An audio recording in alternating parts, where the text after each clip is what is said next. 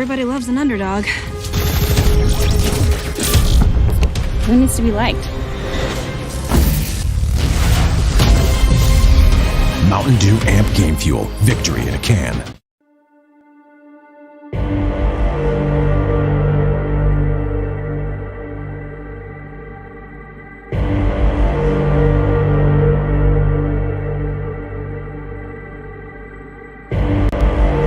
Rising out the ashes, coming from the ether. All I hear is static. Breathe a little deeper. Fallen, broken, a million light years away from home. My eyes opened, and now I've come to claim life. Oh, never let it go. These wings carry me. Live this fantasy. Running through the fire, fire. Gonna let it burn. I am the Messiah. Gonna let it burn. Running through the fire, fire. Gonna let it burn. I am the Messiah, the Messiah. Gonna let it burn. Gonna let it burn. Gonna let it burn. Gonna let it burn. Gonna let it burn. Found me in the darkness. Now they see me shining. Calling me a goddess. Thunder and the lightning. I'm falling, I'm faster. Making my way back, I'm close to home. I'm fighting harder, because I've come to claim my throne. Never let it go. These wings carry me. Live this fantasy. Running through the fire, fire. Gonna let it burn. I am the Messiah. Gonna let it burn. I'm running through the fire. Gonna let it burn. I am the Messiah. And I live this fantasy. Running through the fire, fire. Gonna let it burn. I am the Messiah. Gonna let it burn. Running through the fire, fire. Gonna let it burn. I am the Messiah, the Messiah. Gonna let it burn.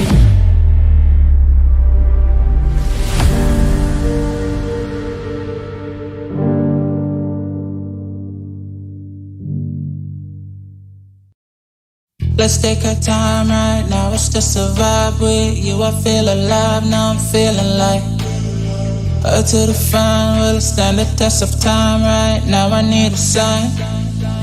Tell me if it's over, come a little closer. We should take our time to think this damn thing over. Should we grow closer, should this be over? My heart for your mind, probably we should start over.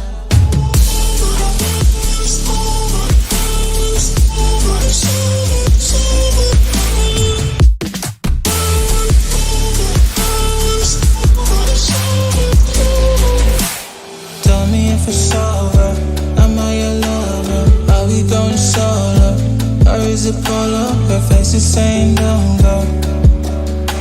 I'm acting like I don't know.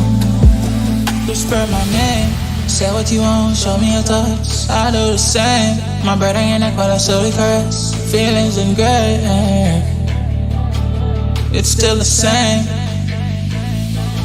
Tell me if it's over, come a little closer. We should take our time to think this damn thing over. Should we grow closer, should this be over? My heart for your mind, probably we should start over.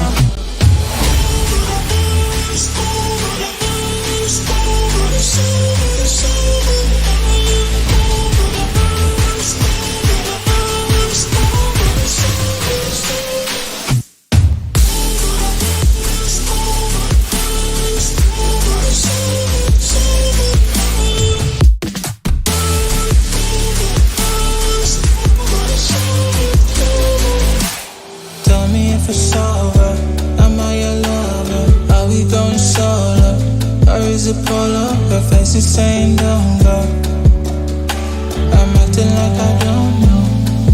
Tell me if it's over, come a little closer. We should take our time to think this damn thing over. Should we grow closer? Should this be over? My heart for your mind, probably we should start over.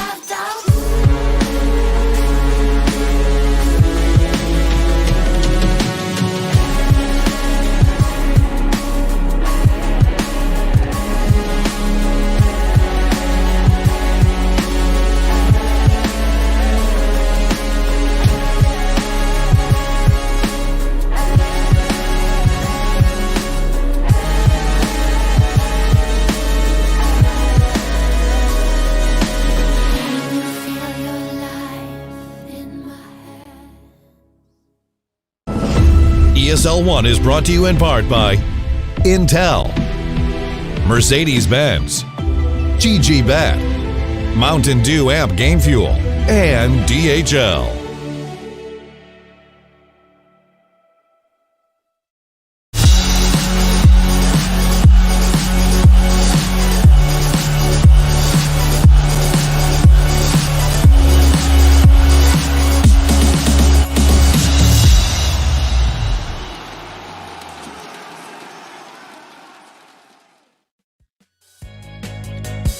Hello guys, we are back. It's the last series of the day. Not the last series of this tournament though, because we are in ESL 1, powered by Intel. Enjoying some of the best SCA Dota you could find anywhere. TNC vs GeekFam. Are you excited, Winter? Yes, after that first series, why not? Bring more games. Bring more games. You know, I think TNC and GeekFam is the perfect game for us to end on. I think you're going to love this. I know you're a big fan of TNC particularly. More weird drafts. More weird drafts. Novelty. I mean, there's creativity.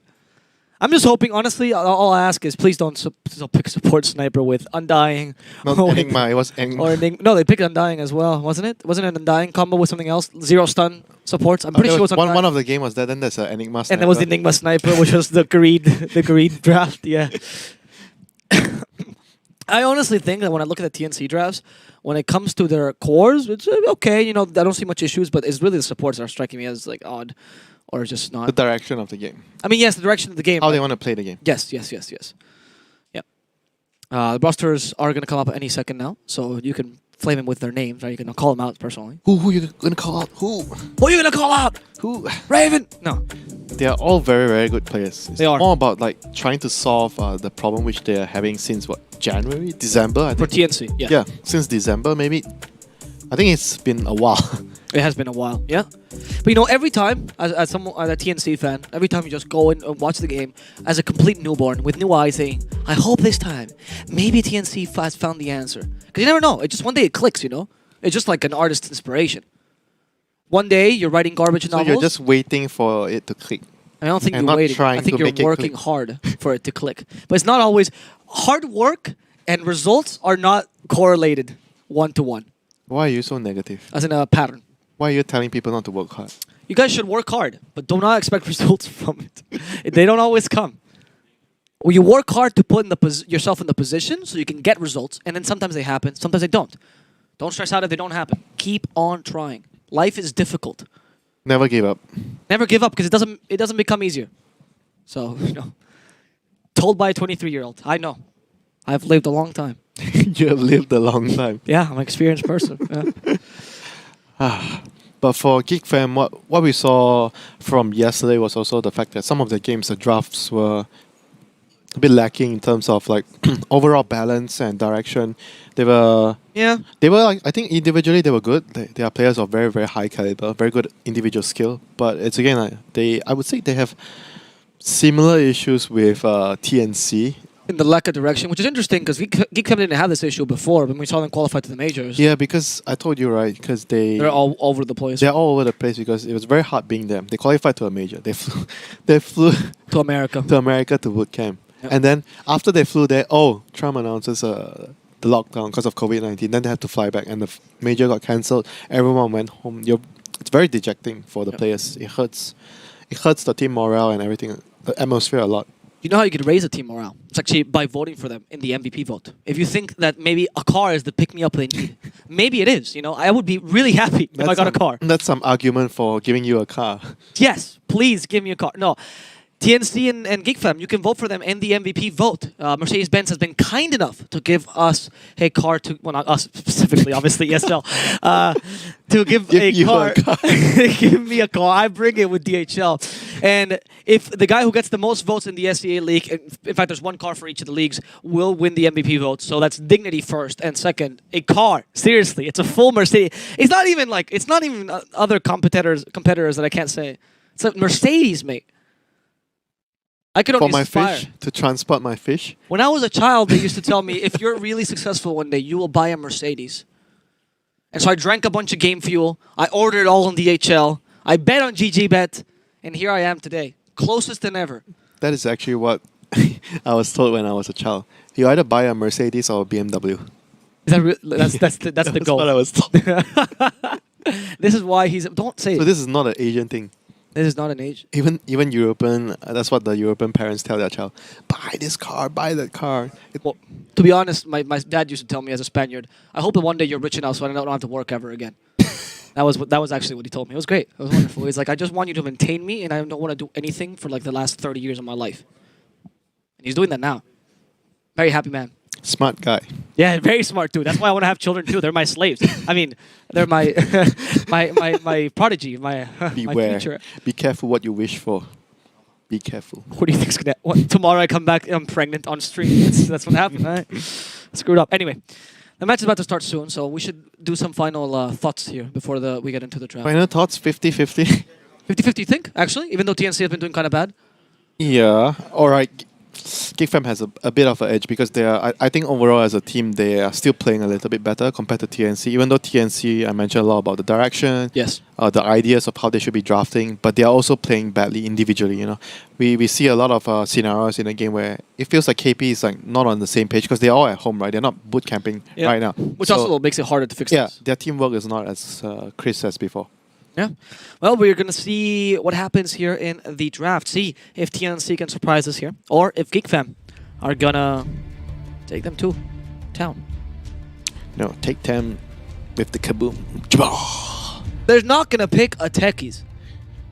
You had one chance this morning. You wished for it. And then you told the stream you wished for it. And then that's your chance gone. Please do not ruin my dreams of waiting for a techies pick. You know what they say? The first thing that leaves is hope. No. That's what they told me when I was a child. Hence why I'm here. Chen and Bad Rider, no surprise there. Timbers, I mean, we're seeing the same bands as usual, right? The strong picks, really. I don't like. There's not much to be said about these picks. To be honest. It's true. I mean, they're just really strong heroes. I'd find that the meta is a bit imbalanced right now. There's certainly heroes that are considerably stronger than the rest. I don't think it's the hero's fault. It's more of the way how Dota has to be played because of the priority in the lanes. Sure. So you see all the heroes that are very flexible being prioritized a lot, supports that can win the lane. I mean, Chen is just too good for that because he secures the lane and he has the teleport, so you can change the lane. Which is the best thing. The teleport's ridiculously good. Yeah. Even though it's a long cooldown, but... No, but it's still good because you get one free TP, which is all you need to win the lane and matches. The other enemy can't really keep up after that anymore, so they are forced into the shit matchup. Exactly. I think if tri-lanes were someone a bit more viable, you wouldn't need to have the perfect matchup. I think tri-lanes are viable. It's more about planning for it. You need to have the right heroes for Yeah. it. I feel like Trilane still has a value because I think that roaming is kind of still feels okay right now. So it's if- getting better than before. yeah, it's better than before. So all these heroes like Tusk, Earthshaker, there's definitely a value drafting them to have a tri-lane and to semi-roam, you know. Yep. Especially Earthshaker because you can fissure for the off-lane before you leave it on an island. Bye! This is all the help you're going to get for the first 5 minutes. Bye-bye. Fissure. Fair enough, fair Okay, enough. 2 fissures. 2 Two phases. Yeah, Yeah, two you did your job. There we go. Bye, I'm going top. See you later. It's not my fault if you die in the lane. It's funny that you assume this guy's in dire as well. I'm going top. Okay, all right. Now I'm going to safely. I'm going top. Or shit. Wait, TA ban? Yeah. Huh? Early, very early TA. Morphling? Did you guess that as it was happening? Because TA and Morphling are the two like heroes that are, for me, it's easy to execute to as a win condition right now. There are two heroes that can either kill Roche or fight very well and win the game. Why are they banned? Because I mean TNC and their love for Morph and their love for Alchemist. Sure. So you would have just stopped TNC. I guess they want to put him on the off foot, right? But I feel like TA and Morph is better for the first pick team because you can pick it on 12 and 18. I feel like it's easier for them to pick. For the second pick team to pick TA and Morph, it has to be most of the time the 22nd pick. It's very difficult to pick them in the other junctions. Yeah, that seems fair to me. That's why it's a iffy ban sequence. I mean, I get the idea. It's one of their favorite and comfort. Yeah, put him out of their comfort zone. But I just feel like the whole thing wasn't very well thought of. Okay, like so you're saying from a holistic standpoint, right? It's not that great, but against TNC particularly, it seems like okay, there's something logical. Yeah, it's a comfort ban. It's Okay. more just like a comfort ban, but I think strategically it's not as good because those heroes are better for the first pick team, which they are the first pick team. And they go for DK first. DK first. So We're seeing some resurgence of this pick, huh? Kind of forgotten for a bit as the part started. He's back as the flex. First, second pick. Interesting. what would I want to do? Shadow Demon +1. No, AA is available too. Oh, Enigma. Actually, that's not a bad pick. It's TNC, of course. The greed. Sniper. The greed. I can smell it. It's gonna happen. No, please, no. They're gonna pick Undying later. Zone the DK. Zone the DK. Oh, that's nice. Tango. That's actually This is a solid start. the 3 and 4. 3 and 4 thing that I told you about when you're second pick. The options that you have is either you pick 2 supports that are ambiguous, or you pick your off lane, which is here, or you pick 1 flex core and 1 support. But here is actually They're flex on both. they're kind of flex, but they are mostly. I would mostly classify this as picking your off lane. Okay. Mostly. No, but I mean like they can both go as 3 or 4 depending Yeah, on matchups. that right? that is true. That is true. So it's a ambiguous opening, but That's it's it's quite greedy because of Enigma. But overall, it fits the bill of having a decent opening on the second pick. Yeah. It's a lot of team fight as well. Enigma's a good Phoenix, counter why defense. why Phoenix? They want a hero that has team fight. Because alright, I can understand this because TNC's first 2 pick has very big team fight. Yes. So you open with a DK, you want to play with the DK, you want to push towers, and enemy picks a team fight response to defend the towers. So in return, you can also counter. need to have you also need team fight to push a tower. So then I can understand the Phoenix here. And if you actually look at the team fight spells, Phoenix is really good against both Black Hole and Rolling Thunder because Yes. they can't destroy. I mean, this is what I'm looking at when I'm looking at the pick sequence. I'm trying to rationalize why you're picking this, why you're picking that, and at this, what this junction. makes sense this time. Yeah, it makes the Phoenix here makes a lot of sense in that matter. He's not the best laner, but it makes sense against what he's up against and what he's with. Yeah. Okay. I like the solid. I like the solidity of this. Sold. Yes. Evil approves. The vampire approves. Tavo, and I am not a vampire. Just because I sound similar to a guy from Twilight, mate. It's the worst meme. It's not a meme. Why don't you go with avocado like everyone's going for? This is the easy Avocado. one. Avocado. Oh, that's good fat. Avocado. Are you calling me fat? No, avocado is good fat. Yeah, I'm good fat. I look nicer with a bit of weight on. GeekFam. That's what you said, Yeah. not what I said. Okay. What do you think they banned here? What are you afraid of here? As you see the Pango and Enigma. I'm afraid of water because Dragonite is fire, Phoenix is fire. That's true actually, because Dragon is also Steel, and Steel is weak against water. Because you rust. No, because it's Pokemon logic. That's how Dota should be played. Faces Void, but there's no Morphling. So team fight galore. Oh, Alchemist is coming somewhere. Yeah, Yeah? Alchemist is good. Do you actually think Yeah. TNC is going to pick the Alch now? No, I think it's good for GeekFam. Oh, because he saw the Because DP. Alchemist is good at defending towers with acid spray, and he's very good at abusing heroes that lineups that have heavy reliant on long 10 cooldowns. seconds Because the remaining. moment the spells are gone, you want just- heroes that can abuse that 5 situation, seconds remaining. fight low cooldown heroes or heroes that can just kill Roshan. Alchemist farms really quick during that time, and he can take Rosh. That's good. I'm also That's a fine very with nice Rubik. pick. Nice Rubik. Obviously, against Pango and Enigma, he is the counter. Nice. Yeah, it's very But the smart. Elk would lose the lane against a DP. So What? they have to be careful. Yeah. Like if you put Elk mid and he's You can run a against carry though now. There's a very often run a Yeah. carry as well. I mean, I Maybe. guess not great against yeah, it's Enigma. okay against Enigma. I think you can farm because you just want to farm. You know, any lane that You doesn't can farm his Eidolons actually. yeah doesn't pressure you, you're happy in those kind of situations. Yeah, I agree. But doesn't really feel like a GeekFam kind of hero. Just like tabling out that idea that I thought of. I always think of long cooldown, like way too many long cooldown spells in one team is not really a very good thing. I think at most you want only two. Two is like the maximum I can. Wait, Beastmaster. Okay, that's weird though. so Beast, Enigma is... What? Who's the Enigma and Pango? So 5 Enigma, 4 Pango. The greed is back. Oh my god, they actually had a. It's so greedy. I agree, mate. Yeah, it's not like Beastmaster's particularly ungreedy offlaner. They just want to push. Like Beast and Enigma together on a team is very, very strong. As a pushing line, I'm sure. Yeah. Another PA. And I think you have decent D push though on GeekFam. Rubik, DK, not bad. They need another D push. Underlord will be okay. Under would be nice. I agree. Yeah. So you want DK mid, but then DK mid versus DP though. Not the greatest Could thing. they pick another? Maybe Lina? Lina, yeah, Lina's put pretty the DK solid. off lane. Quap as But well. Lina is not a 10 very seconds remaining. appetizing hero. I don't like to pick Lina if possible. Cause, Quap was the pick. yeah, because Lina is like a glass cannon. It's like too easy to punish. Like Yep. if you snowball very hard, you die one time, you feel like you lose the game with it. Yep. And against Beast and Pango, that's gonna happen at some point. So probably the more reliable heroes like the Ember, the Void Spirit. But they're No bad. Ember, no Void Spirit. No, Voice Spirit is here. Yeah, Void Spirit's available. Yeah, Voice Spirit's okay. Go to the deep pushers. I mean, the Quap was solid 10 bit. Yeah. seconds remaining. You could. You could what? No, I was Burp. thinking. 5 No, seconds not burp. remaining. Yeah, Burp was actually it was, breathing deeply.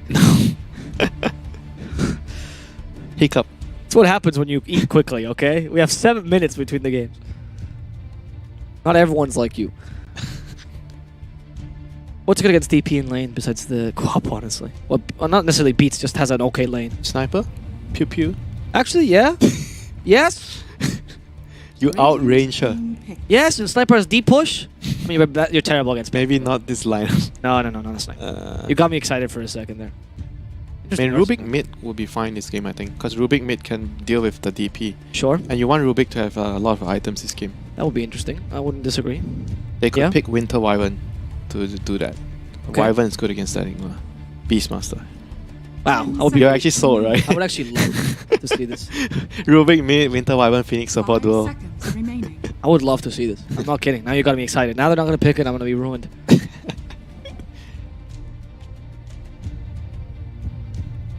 They're just probably gonna pick another, like some Shadow Fiend kind of hero. Oh, yeah, It's- Shadow Fiend's okay. It's Carl. He's gonna play Shadow Fiend or Walker. some flashy hero.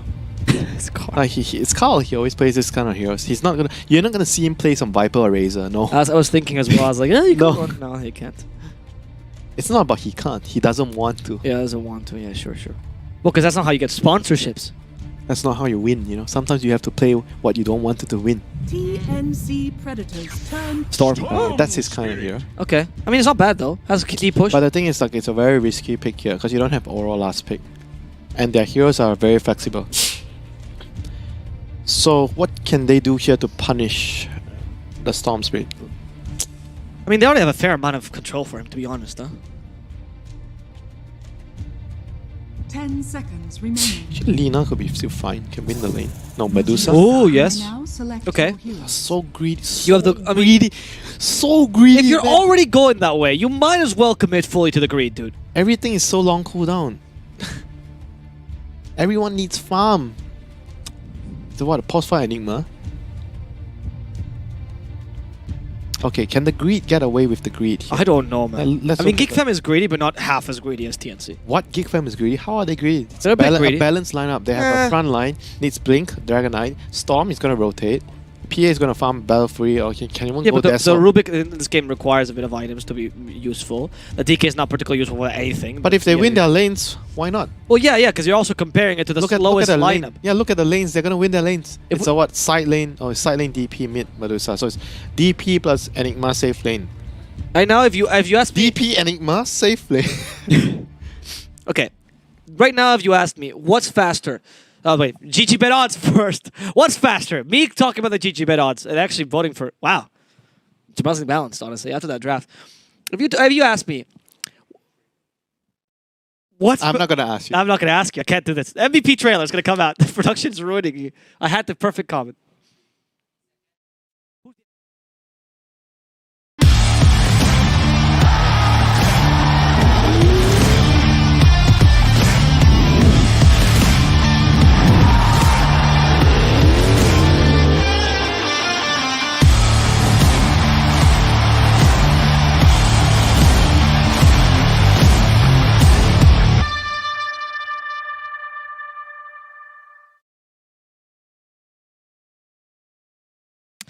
And we're back. We saw the MVP trailer. So guys, remember, if you are interested in giving a man, yeah, unfortunately, just a man, a free car, you can do so by voting. Your vote matters. You actually have the power to give a man the happiness of getting a brand new Mercedes-Benz. And what can make you happier than that? Nothing. Winning TI? No. Yes, you win TI, but are you the MVP of TI? No, you just got carried. When you get the Mercedes-Benz, you get to go around the world and everyone knows that you were the MVP of the ESL League. And nothing is better than that. What an honor. What an honor. So vote for your favorite players here. Vote for your favorite players. We'll see the link here on the screen in a second. So you can go to the MVP vote and check out who the best Dragon players. Knight. Dragon Knight is the most honorable hero in Dota. Yes, he but talks about honor. You don't pick a hero. You have to pick a person. These heroes aren't real, Winter. There's people that are playing them. We're interested in the man behind the hero. Are you sure it's not an AI? No, Cuckoo. I'm pretty sure Cuckoo is not an AI. Pretty certain. Yeah. So the lanes, a Dragon Knight plus Rubik, top, Phoenix plus 5, Phoenix with PA. So looking at the lanes, I feel like because TNC has drafted so greedily, but they are trying to compensate with putting the DP on the safe lane so that they can allow the support to farm more and jungle more. So can they actually get away with that? So Pango is laning with the Beast, not the best lane. Two melee supports, two melee heroes in a lane against a Phoenix. That's pretty bad. Not fun. Yeah, it's not. Who's Phoenix laning with here? Is the PK, right? No, PA. Oh, right, sorry. Yeah. So Medusa, I want to say bless you, but it's not. I'm so sorry. Yeah, I can't help it. I apologize, guys, for that. So Storm is happy farming with Medusa. I think GeekFam is going to be happy all 3 lanes. They're going to farm very well all 3 lanes. I mean, Storm, yeah, Storm is happy. And the exchange for TNC is they're going to farm the support on the jungle, on the Enigma. Okay. Is that worth it? Is that worth it? No. We'll find out. I mean, the greed in this lineup is huge, honestly. It's probably one of the slowest lineups I've seen in a while. Right, it's a team who likes alchemists. I mean, I'll be honest, though. At least it seems like they have a direction. The direction is the greediest lineup possible. What is the greediest lineup possible? Bounty Hunter. No, because that actually makes your lineup less greedy. Bounty Hunter, Oh, but Bounty makes your lineup less But you're making money. Yeah, exactly. It's not about... Oh, okay, right. So in this case, all right, sure, I guess, yeah. I would consider greedy a lineup. I would call a lineup greedy when they don't have inherent ways to make money easily. You know, because Bounty creates income, literally. So isn't that greedy? Well, no, because you create income where there wasn't any, right? You're not taking resources in the map when you get a track kill. You just add to the track kill. So greedy means you have 5 cores. Yes. So literally go to any of my last games and you'll see what a greedy lineup looks like. Does it look like the Dire lineup? It's kind of similar, yes. Yeah, I don't know. I don't know. The Enigma 5, I've seen it a bit. I think it can work, honestly, but I think you have to play it very specifically. I've seen Enigma 5 played now with Malefice a bit more, and I think it's a better lane support than so it's not as greedy as it sounds. Yeah, it's not as greedy as it sounds. I've seen the Enigma 4. Enigma 4 is always greedy, but Enigma 5, you can play the lane a bit. And you do have a DP, which, yeah, while greedy is not... So the sole purpose of you in a game is basically like the old Lich. You deny a creep, you try to pull the wave back, and then you just you don't try to farm, but you always try to support the lane by pulling the wave back. You pull the wave back, and you also bring a lot of damage to the lane, right? Because Malefice and Eidolon actually deal a fair amount of damage, much like Lich Frostblast. So it's actually a very similar idea to Lich 5. So if you pair him with like a hero that has skill potential like DP, then the lane becomes strong. Yeah. So that's the idea. I think that's the idea, yeah. And on top of that, in the mid game, you present a lot of team fight, right? Like Enigma's If you get the black hole off as a pause 5 Enigma without blink, without BKB. Yeah, but okay, so what's the other team fight conditions they have? They have... Medusa's the win condition. Okay, Stone no, Gaze. Stone Gaze and the DP ulti. Okay. Yeah, so then they have to deal with those things first, right? They can't concentrate on the Enigma as much as they usually do. And they don't have easy support. Well, they have Storm and PA. I lied. I don't know what I'm talking about. I feel like Enigma Storm can just run over them. Yeah, and just go for the Enigma, and PA jumps as well to the Storm, and then just kill the Enigma. Yeah. Yeah, this is going to be... I feel they didn't really punish the Storm. Like, the Storm wasn't the overall last pick. They did not. Because the Medusa, I mean, sure, it fits their lineup, but if Storm, because you imagine a game going to like 15-20 minutes, Storm has an easy early game. He's going to have like what, Kaya, Treads, and like 15 minutes, right? Kaya, Treads, and like two nulls, bottle. He's running around pressuring you. You only have one stun for him, which is the roar. I mean, don't even talk about Black Hole because he can dodge it easily. Oh, and Silence also dodged. Yeah. Rolling It's Thunder not reliable. also. It's not reliable. Yeah. So it's very, very hard for you. If you raw someone else, the Storm is going to have like a free game. Also, Beastmaster has to be everywhere, which is a bit difficult. Yeah, the Beast has to do a lot this game. He has a lot of weight on his shoulders. Yeah. The Beast and the Pango. And I feel like if the Storm gets anything better than a good start, he's already going to get a good start. So if he gets anything better than that, he's just going to solo roam and kill everybody. And Medusa wants to farm jungle for a long time before she is ready. And Storm is one of the better calls at finding her and killing her. So it's a very, very risky proposition here, what they're doing. That's true. Is there a way to play with Medusa that's a bit quicker? Not really. Like how? If you want to play... No, I'm asking you, that's why I'm asking. If you want to play quick, you don't pick Medusa. Oh, but she has a good laning stage. She just has a bad mid game because you need items later. I mean, I don't even feel like the laning is that great, you know? Now that Mystic Snake mana... Yeah, it's worse than before. Right. That makes sense. At least DP's having a really good lane, so that's something. I mean, they seem to be doing a pretty decent job. The thing is, PA is having a much better lane than DP. But the DK and the DP has similar last hits right now. Like, you're cancelling the DK, but you're not getting last hits out of it. Whereas the PA is having the time of her life. Yep. And what are you going to do, honestly? You're Beastmaster against Phoenix. Yeah, your Beastmaster Pango against Phoenix. You can't do anything. Phoenix PA as well. It's like... Yeah, you can't pressure him. You're more about looking to just get levels out of this lane without hoping to pressure the PA. You hope to pressure the PA, but you know you can't. And when you get levels, you try to rotate. But if I'm the Pango, right, where do I rotate? I think there's only one lane I can go to, the DP's lane. I can't kill bot. I can't kill mid. Can we go top? But even then, top is a DK. It's not an easy kill. And my other support is the Enigma. Unless you have Eidolons ready, like you have 6 of them, Malefice mana, stun, you TP down, and maybe you kill the DK. Yeah, the Phoenix is having a bit of trouble now on Swashbuckle. Ah, haha, surprise for the Fairy Fire. She's barely surviving thanks to that Fairy Fire. He would have died otherwise, so well played. Doing it preemptively as well. Forcing a lot of spells committed. Yeah. Honestly, it's just a Pango though. He's just committed like 2 Swashbuckle. It's not like that big a deal. Yeah. You just got lucky with the lucky shots, honestly. Haha. It's I hate saying that because there's no way I can't make a pun with that. Like, how do I say it otherwise, you know? You got good chances with the lucky shots. Oh, like the chances presented on GG Bet. Check out that site. Bet on your favorite teams. Bet on your favorite heroes. Bet on Pango. Bet on Pango lucky shots. He's lucky. That should be a category, actually. How many lucky shots will Pango trigger that game? 4-minute runes. Who has bottle? There's Storm, not the Medusa. Yeah, Medusa can't move from the lane right. I know. Because she's a bit... Oh no. Oh no! Oh, the gang's coming. This is so important that both the supports... Oh, they got it, actually. Yeah, they secured the bottom. Oh, that was so close. Is he in trouble, huh? He's not. Swashbuckle's not going to be enough. It's only level 1, right? I think Pango... And no all Venom. Oh, that's true, that's true. You rely on Lucky Shot again.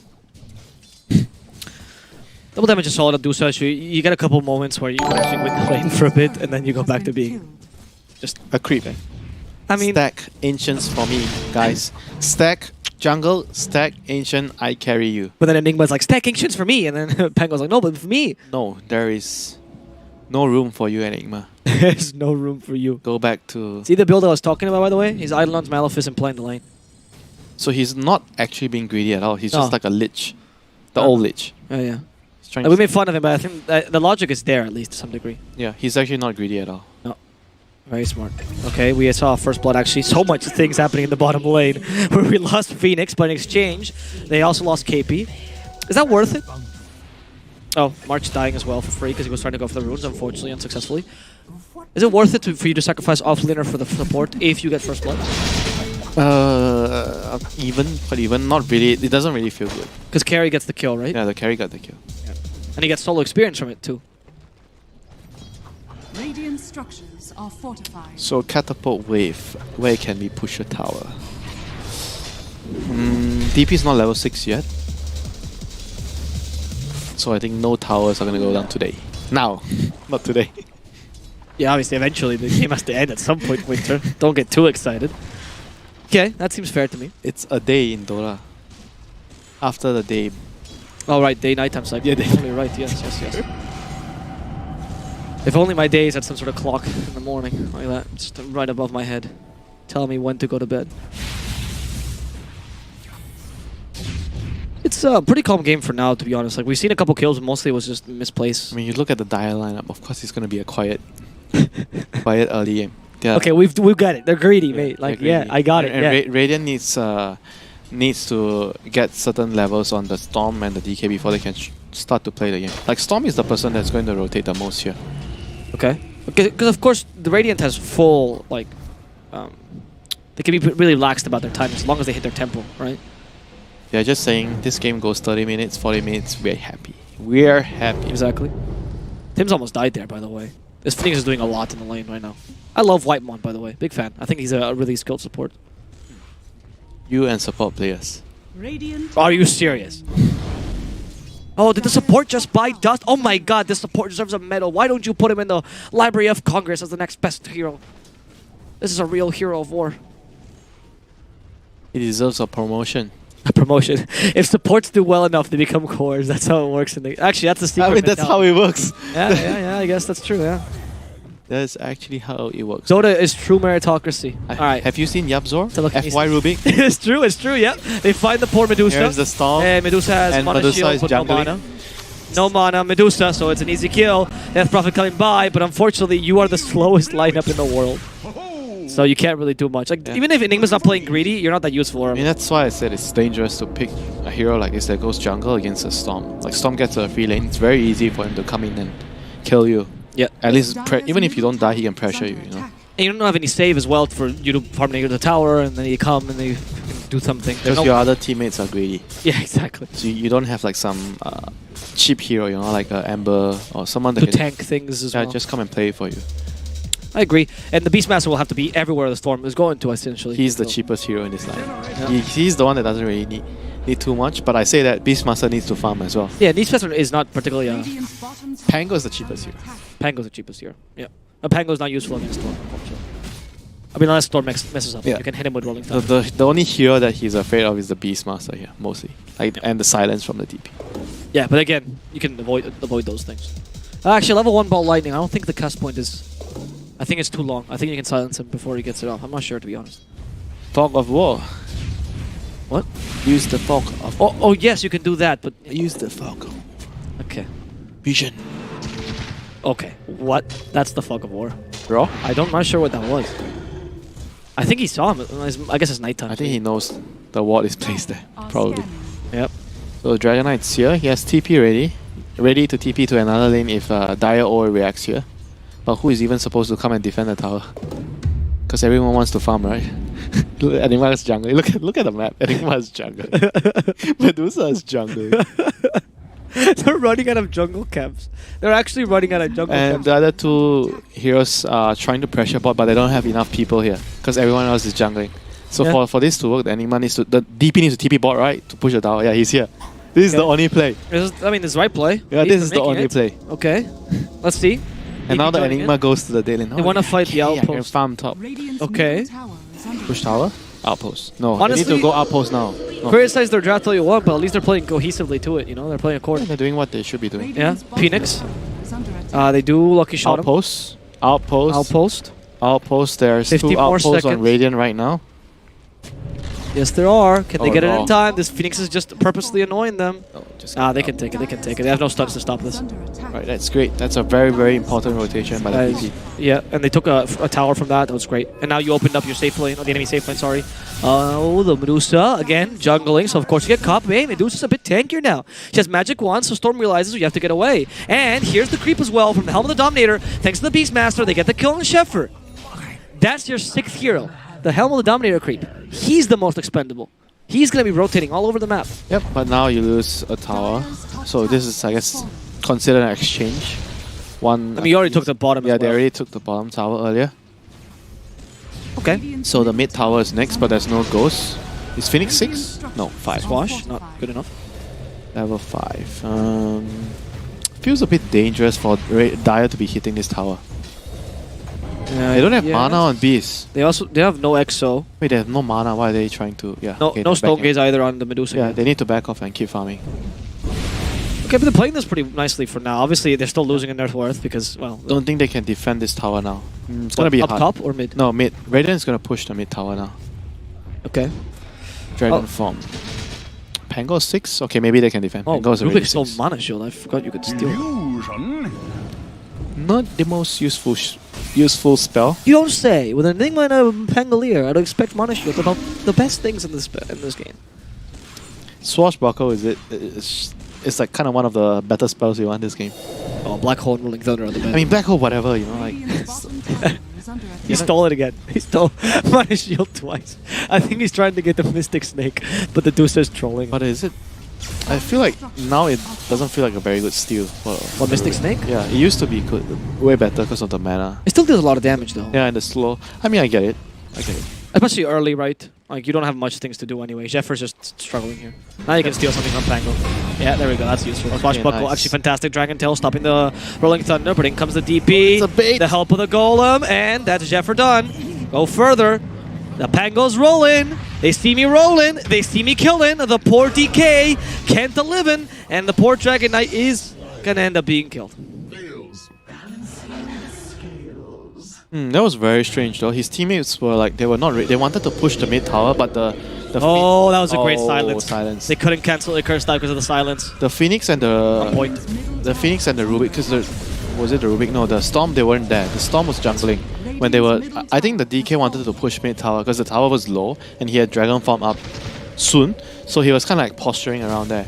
Yep. So the moment of the indecision, that see the map. Look at how far the other two people are. Yeah, EA is you're top. The two of them are bot, so they are not ready. They wanted to push. The DK almost has form. I think it's like another few seconds, then it's gonna be ready. Look, it's already ready. Yeah. So they are ready. You can see, right? The two of them, they were asking the other two guys to come. Hey, I have, but it's a bit too slow already, and the Dire was already making a move.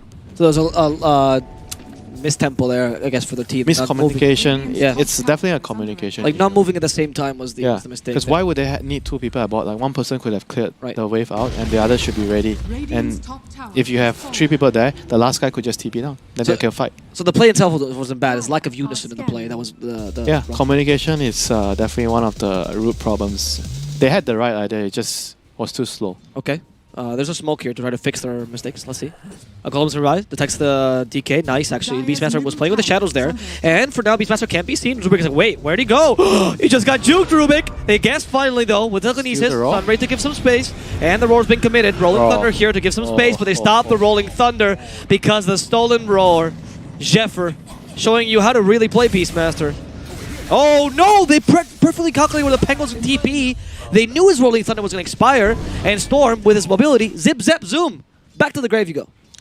Back to the grave you go. And PA is happy farming. PA against Medusa. And PA has Storm on his side. Yes. Even though they have Enigma, I feel like it's very unlikely that you're gonna hope this post 5 Enigma is gonna land some game-winning black holes. Very unlikely, because he's not gonna have the farm for it because of the lineup. Of course. Like he's more like a utility. What's he going to do in this game? Maybe he lands his back hole, but it's not going to be the purpose that he's being picked here. It's more about the stun and maybe pushing with the Idolens, Midnight Pulse. Yeah, laying down Midnight Pulse is pretty decent. Yeah, it's a lot of damage still. It's a lot of damage. You kind of have a lot of ways to fight in an area with the Primal Roar and everything. Yeah, and if they win a team fight, he's very strong at pushing with the Idolens. So that's that with the Beastmaster Aura. So Bounty Runes, 15 minutes. Also, Black Hole can be used if the Rubik's Storm dead. and PA jump. If the Rubik is dead, yeah. Yeah. Otherwise, you'll be just giving away Black Hole. Of course, yeah. But if GeekFam has a couple heroes that can jump the backlines, right, you can punish that because you're maybe too far away. Depends on the Rubik's farm. It needs to be in a very specific situation for this Enigma to get a Black Hole off. You see, look at the map right now. So the Dusa is abusing all these Ancients, being on the Dire. That's So nice. yeah, that's really good for them. He's top of the net worth right now. Manta, Skadi. And they're also pushing as well at the same time of keeping the Beastmaster and DP here with Enigma, so they're taking advantage of this combination of Beast and Enigma. Radiant's bottom tower is under Who's playing the attack. dead lane? The support. It's the Pango, yeah. Yeah. But one of the best dead lane heroes, I imagine, right? Clear Dire's and top save? tower is under attack. Or Hard to kill. hard to And kill, low that's it. priority. Because he has an escape. He's mobile. Yes, yes, he has yes. mobility. But also, 'cause the fact that he can clear lanes quickly is probably useful Yeah. for dead lane. Very, very useful. Right. That's why you always see... what? Backdoor Radiant's bottom tower. Trolled by your own backdoor protection, Phoenix. That's so unfortunate. That's why you always see what I'm gonna say. Sorry, that play was Grimstroke, Winter Wyvern, these are all the heroes that like to play. Jakiro. because long range clears. Long range clear, Yeah. low cooldowns. Grimstroke is like one of the lowest cooldowns wave there. Wyvern is number 2. Is Stroke of Fate lower cooldown? 6 or 5, I can't remember. Really? Wow. Because I know Splinter Blast is 7. Yeah, it's lower. Stroke of Fate. I play those 2 heroes a lot. I know Grimstroke is the one that Okay, I believe clears the waves the fastest.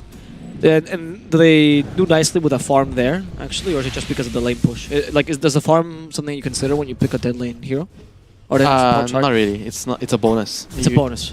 It's mostly It's about just clearing the wave and you pushing. You just want anyone to clear the lane and push away, and a low priority hero. Right. And he not only can do that, but he's also somewhat useful in the team fights. Grimstroke has the soulbind, the stun is nice. Wyvern, obviously, you have a very, very big ultimate. Yeah.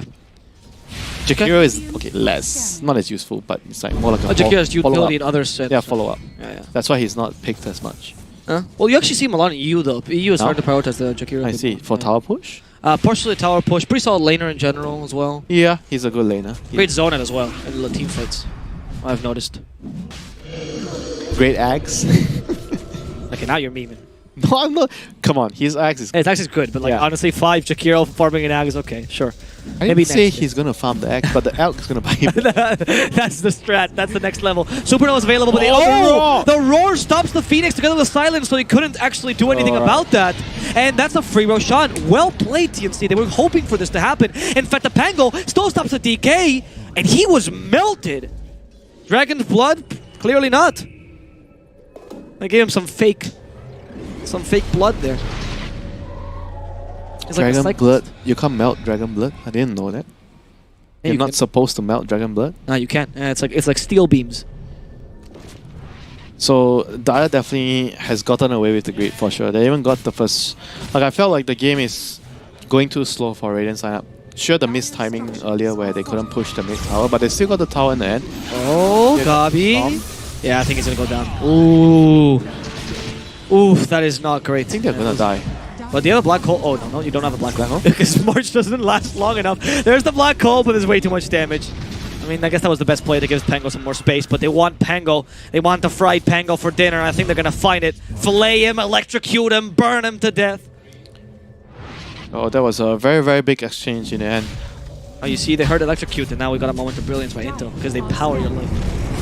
End this tournament. Primal Roar. That was a pretty good play, no? Stopping the Phoenix and securing the shot. I mean, I feel like they were just like too late. They were just way too late to that. Wait, but- the Phoenix play. You mean? I mean, Radiant reacting to... Yeah. Because all of them were doing Roche. Dire's bottom tower has Yeah, fair enough.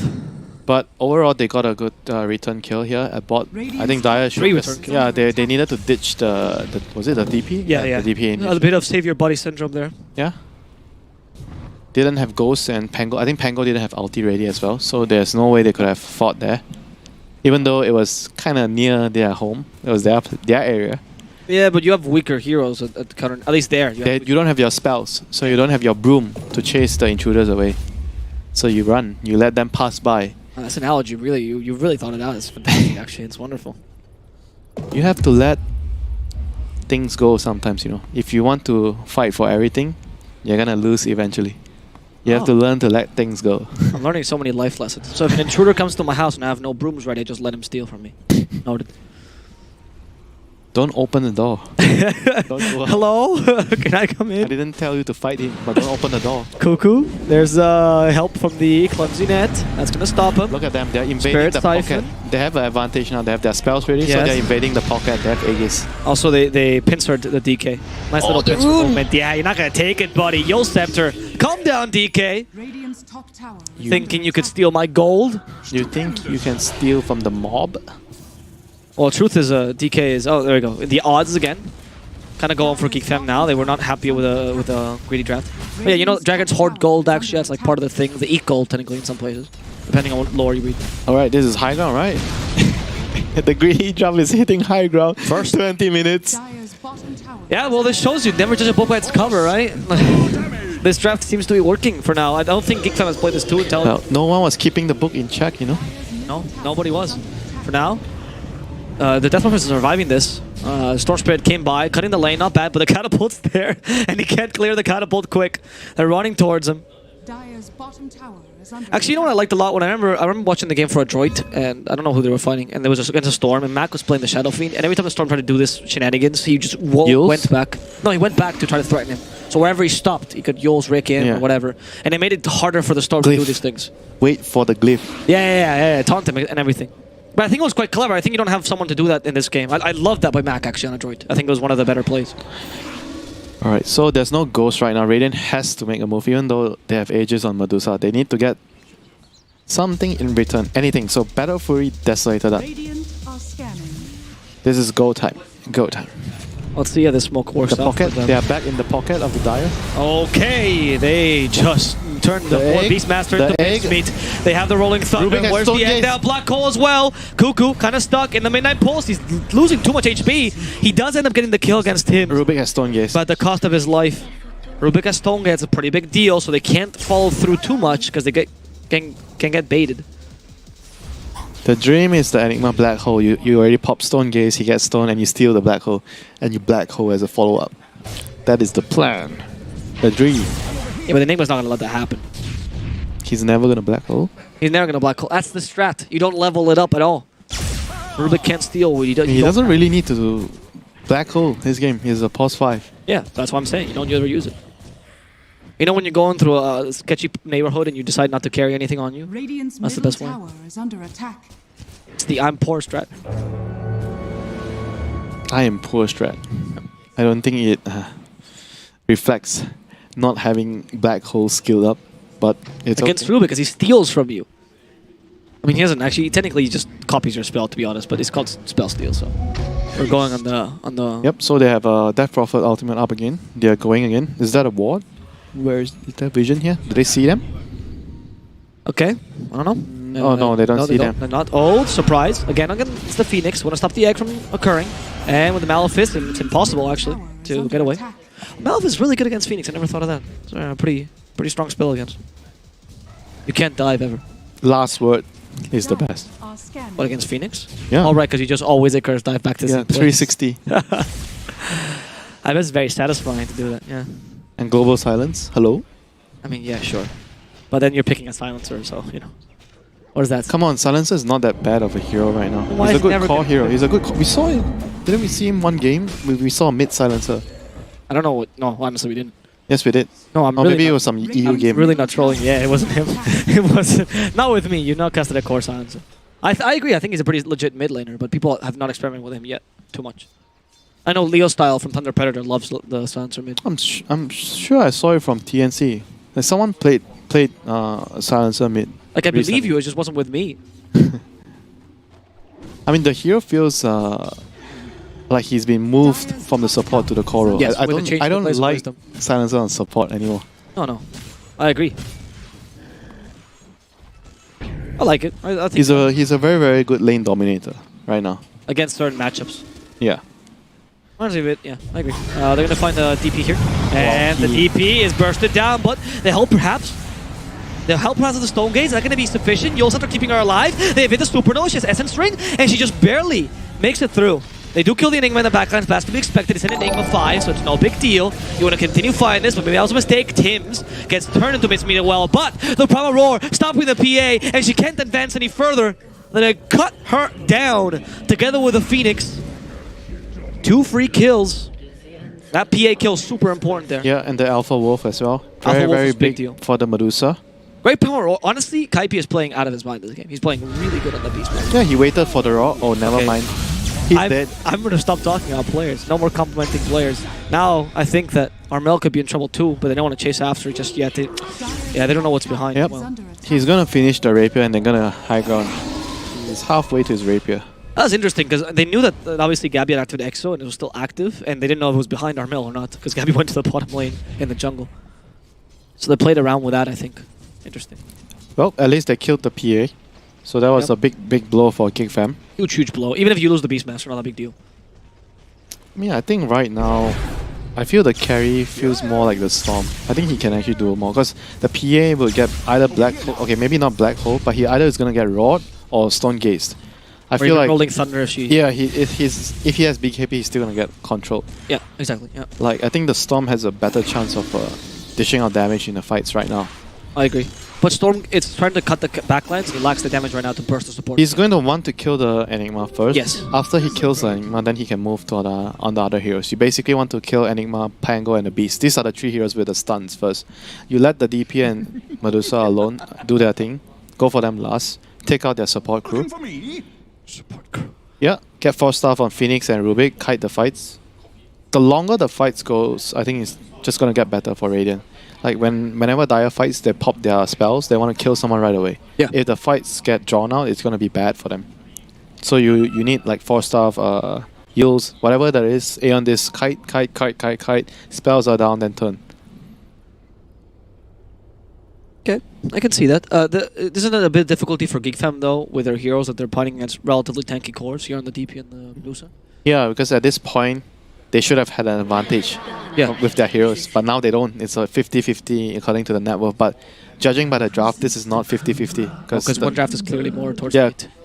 The Dire draft is way more greedier and way more stronger late game, so they are in a fantastic position being in an even situation right now. Yeah, so we go back to the thing you always say about ticking boxes. You leave one box unticked, which is I guess the early game, right? Because that was the box you weren't ticking. Yeah, but you didn't even get punished in the early Exactly. game as much as you could. Yeah. So now you're in a discomfortable position, but it doesn't mean you did well. This game is more about Yeah, the GeekFam not doing enemy, as well. yeah, letting it happen. You know, I don't like having drafts that you need On enemy's mistakes. yeah, or you need certain very specific things to happen to allow it to be successful. You know, you want drafts that are easier to play because these kind of drafts usually one mistake you're ruined. I agree. And honestly, relying on what the opponent does is not that great either, because that's out of your control, literally. So I see your point. But for now, TNC is winning, so, you know. Do they have the rapier on the Medusa? Not yet, I don't think so. Armel? Oh, I actually, think he's half. He No, was. he does not. There's no he way. was halfway there. Oh yeah, Say he is Grell. halfway there. okay, so yeah, he's still halfway there. Under attack. That makes sense, you know. What do you think of the rapier this early? I mean, well, not early, actually. Rather, He doesn't think he'll die. yeah, it's fair. It's also great against PA because it gives you the, obviously, the 2-strike. Better than NKB. I don't find that DK has done much this game either, to be honest. It was very similar to the last Yeah, game. he lost his timing after the mid move, Radiant's middle tower is under attack. where they tried to push the tier 1 tower and like all these kind of momentum-based heroes.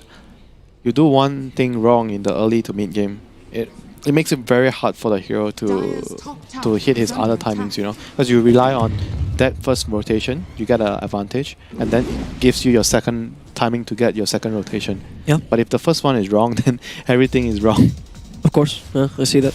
So it's the domino effect you usually talk about. Everything kind of falls into place like Yes, that. everything is interlinked with each other. You Yep. want the other player or the other hero to do what he's supposed to do. The rest has to do their job in order to allow that to happen.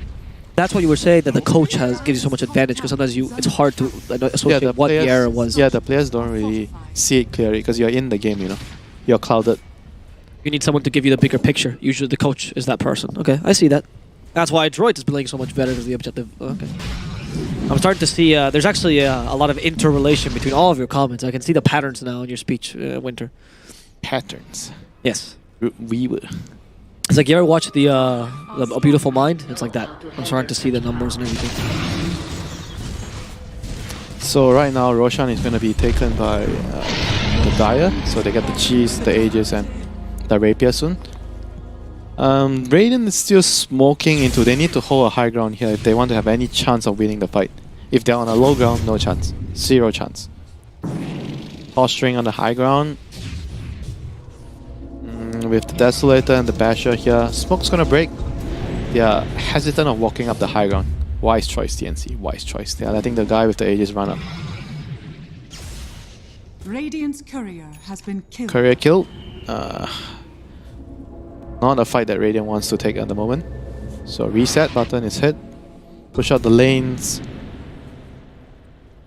Like Dire just wants to run at the Radiant team. Dragonite's initiating here onto the Pango. Follow up with Storm under the ward. Easy kill here by GeekFam. Yeah. They're gonna take anything they find right now. Let's see. I mean, they are in the position where even a Pango kill is going to be worthwhile. And Even a courier kill. Will. Even a courier. I mean, actually, a courier is worth more than Pango. Honestly, ever since the hero kills got nerfed, courier kills are worth a lot of gold. Like a ridiculous amount relative to the heroes. So. At this stage, how much does a courier kill give? Like 150 per person? 150. More or less. So 650. Yeah. It's a lot. Like, it's seriously a lot. Couriers are the most valuable. That's why MP is so good. I think they might have secure the lane and go for courier kills the whole game. Yeah, and that's your plan. You ignore the heroes, right? And you just burst them in gold. Okay, I don't think they captured it. No, they did not. No. Almost. 1 second. 1 second off. They do. Okay, it's even bounty trade. Oh, Storm went for an Ags. What is Storm's build right now? Oh, is he Bloodstone Ags? Okay, BKB. Right. What do you think of Ags? They need a team fight, I suppose. Team fight. It's for team fight. Disable to protect the egg. Yeah. That's true. Now the Supernova is much more secured. That's a good point. But I think that they don't have enough damage to deal with the Zusa anymore. Like it's very hard for them to win the fight. Yep. The PA can't fight the Dusa, and the Storm needs a lot more items to carry the game. Are you still going to try to play the fight the same way, where you try to jump over the Enigma? Yeah, you need to kill the supports first. The Beast, the Enigma, and the Pango. These are the 3 heroes. And then you can go for the Dusa once you Yeah, the Dusa is the last. If you touch the Dusa first, you're just going to lose the fight. Okay. Okay, now they're starting to do what I was asking, that they're actually threatening the Storm if he does these plays. I mean, this doesn't always work, but it's important to do that. Dire's top tower is under attack. But now Dusa with Divine Rapier is too much to threaten as well. Is our damage a bit too high? Like if you jump for the supports, can Dusa just... But they don't have a choice. If they don't kill the supports, they can't kill the Dusa. Right. For sure. No way they kill it. Fair enough. Even though the Enigma is a plus 5 and you don't really expect him to get the Black Hole off. He could. Yeah, he could. And you still need to eliminate him. Yeah. As GeekFam, how do you prevent being choked here?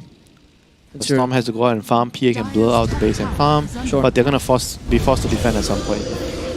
Like now, for example. Yeah. It seems like better protection out there. The Wave is here. It's a pretty lucky crit, honestly, not gonna lie.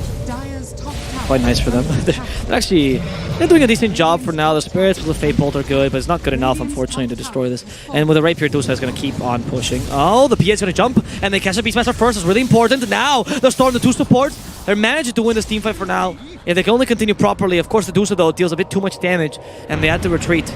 TNC also intelligent, acknowledging once the Beastmaster's down, we can't fight. Can it chase? No, they're not deciding to chase here. It's still an Aegis Medusa with Rapier. Yeah. Also, it would be just Storm, really, at this point, is chasing, right? So. I was surprised they only lost 1 hero after that engagement. That was a quick retreat, to be honest, but I mean, as quick as a Medusa can retreat, right? So now they're going to reset, wait for the next Exorcism, wait for the Beastmaster, and do what they're doing again. Like, GeekFam has to be more alert of when the push is going to come, and the Storm has to cut the wave, because he's going to need another 1 or 2 items before he can actually solo carry the game. Like, I can see when the game hits 40, 45, 50 minutes and you have like 5, 6 items on a Storm, you can just run around alone and do damage, even if the Medusa has Rapier, because he can't touch you, right? So you're just like bouncing around and you kill his teammates first. Yeah. Like whoever kills the other support crew first is going to be winning the fight. Because I don't think the Medusa can kill the PA that quickly. It's all about who can kill the supports first. If the Medusa kills the GeekFam supports first, then he's going to win the fight. And this supports you also include the Beastmaster? Yes, he is a support right now. That's like the Dragon Knight, he's also a support. Right, cool. Do you need to kill Dragon Knight too? If you're dire, I think the hero you want to kill first is still the Phoenix. Yeah, Phoenix and then Rubik. Yeah. And then the Dragon you can kind of ignore to some degree if you fight against too. Because he still takes a while before you can kill him. Exactly. A lot of armor. And he's not the main team fight. The main team fight is the Phoenix and whatever Rubik steals in the team fight. Which is why killing him also secures your supports as well from having been a team fight. Okay. We're doing a pretty good job of initiating, but I did find in the last team fight TNC's Kaipi's positioning was not the greatest because there's only one place where you can really jump. He needed to actually stand on the left. On the left, yeah, because you can jump from the right side easily. Ideally, you want to stay out of fog. In the fog. Sorry. Yeah, I was. Yes, in the middle, as bright as possible. Okay, this could be a silence on the storm, but they didn't have it, but they forced it BKB anyway. Yep, that is decent. Is that a creep wave? So I guess he wasted silence earlier and then creep wave. Okay, the creep waves here. They need to follow the creeps right now. They have to follow the creeps. Do they have glyph? Yeah, they have glyph. If Storm does it again, just glyph. But if you push mid lane, isn't this the easiest? Glyph. They need to glyph now. They seem glyph. Oh no, they don't. They don't glyph in time. Rolling Thunder. Oh, the clumsy net. There's not enough. From a roar, so close. I mean, do they not have glyph? They do, right? Yeah, they do. Dire has glyph, yeah. I mean, so now they can't push. Oh, there's a creep wave at bot. Are they waiting for Roshan, maybe? I mean, it's told. Sure, they could have just pushed. They're so strong. Maybe they're a bit afraid of I think at this point, right, the longer the game goes, it's actually, I feel better for Raiden. Because I feel like the Storm can hit a critical mass and he can just kill everybody on his own. To some degree, Rapier Deuce is also about the I mean, you can't click him. You can't right-click the Storm. No, of course. And he's gonna just like dance around you. Yeah, I know. And the easier it is for them to click, or kill rather, your supports, which are not going to scale us better. Yeah, Storm is always going to have the advantage. Yeah. Killing your supports first. Exactly. And if you can't protect them with your heroes... Which you can't. Yeah, and you're going to die. They're going to die very, very quickly. And we're seeing that Kaipi's actually trying to decide to go for things like Ghost Scepter, for example. Maybe a Lotus would not be a bad... Or not Lotus, sorry. Aeon Disc would not be a bad idea for them. Thinking of Shadow Blade actually. But the Beastmaster? Yeah. Surprise. Yeah, to surprise. I think Shadow Blade could be nice because it's very difficult to blink raw because you can always jump away because of the cast point. Yeah. So it's better to have a Shadow Blade and you just camp and wait. Because now you're swapping your objective from being the kill the PA first to kill the Storm first. Storm is the most important. Yeah, because he's the one jumping. Reliable stun as well. Yeah. Like you can't expect the March Enigma to black hole the Storm. It's just not feasible. Of course. It might happen, but it's very, very low chance. Is it possible DP could go for a Scythe, perhaps? Yeah, that would be nice. Is he going Scythe? He is. Maybe another, 10 minutes? 5 minutes, yeah, 5 minutes. Yeah, give him more game. I mean, they're doing the right thing now, playing the map, just splitting, cutting waves. Being GeekFam. Yeah, GeekFam is just trying to get to the point where the Medusa is no longer stronger than them. It's true. Where's the creep wave? Is that catapult? Or they're still... what are they doing? Just hit the racks? Yeah, that's a huge mistake. Why are they chasing? Yeah, why are they chasing? Shouldn't have chased. Shouldn't have chased, man. Hit the racks. Learn from your love life. Don't chase after. They stole them. How many times is it going to steal that? I love I think our observer is trolling Jeffers. Like, he has Ags and he steals Mana Shield. Great. Like, man doesn't want to die. Yeah, I mean, it is. It's Rubik Mana Shield. I told you it's the best spell you're going to steal this game. Black Hole's nice, but Mana Shield? There has been only one Black Hole in this game, right? Maybe two. The one that was cancelled, I think. Which is the one that he died. Both were cancelled. No, but the one that he died was the other one. I don't remember the other one.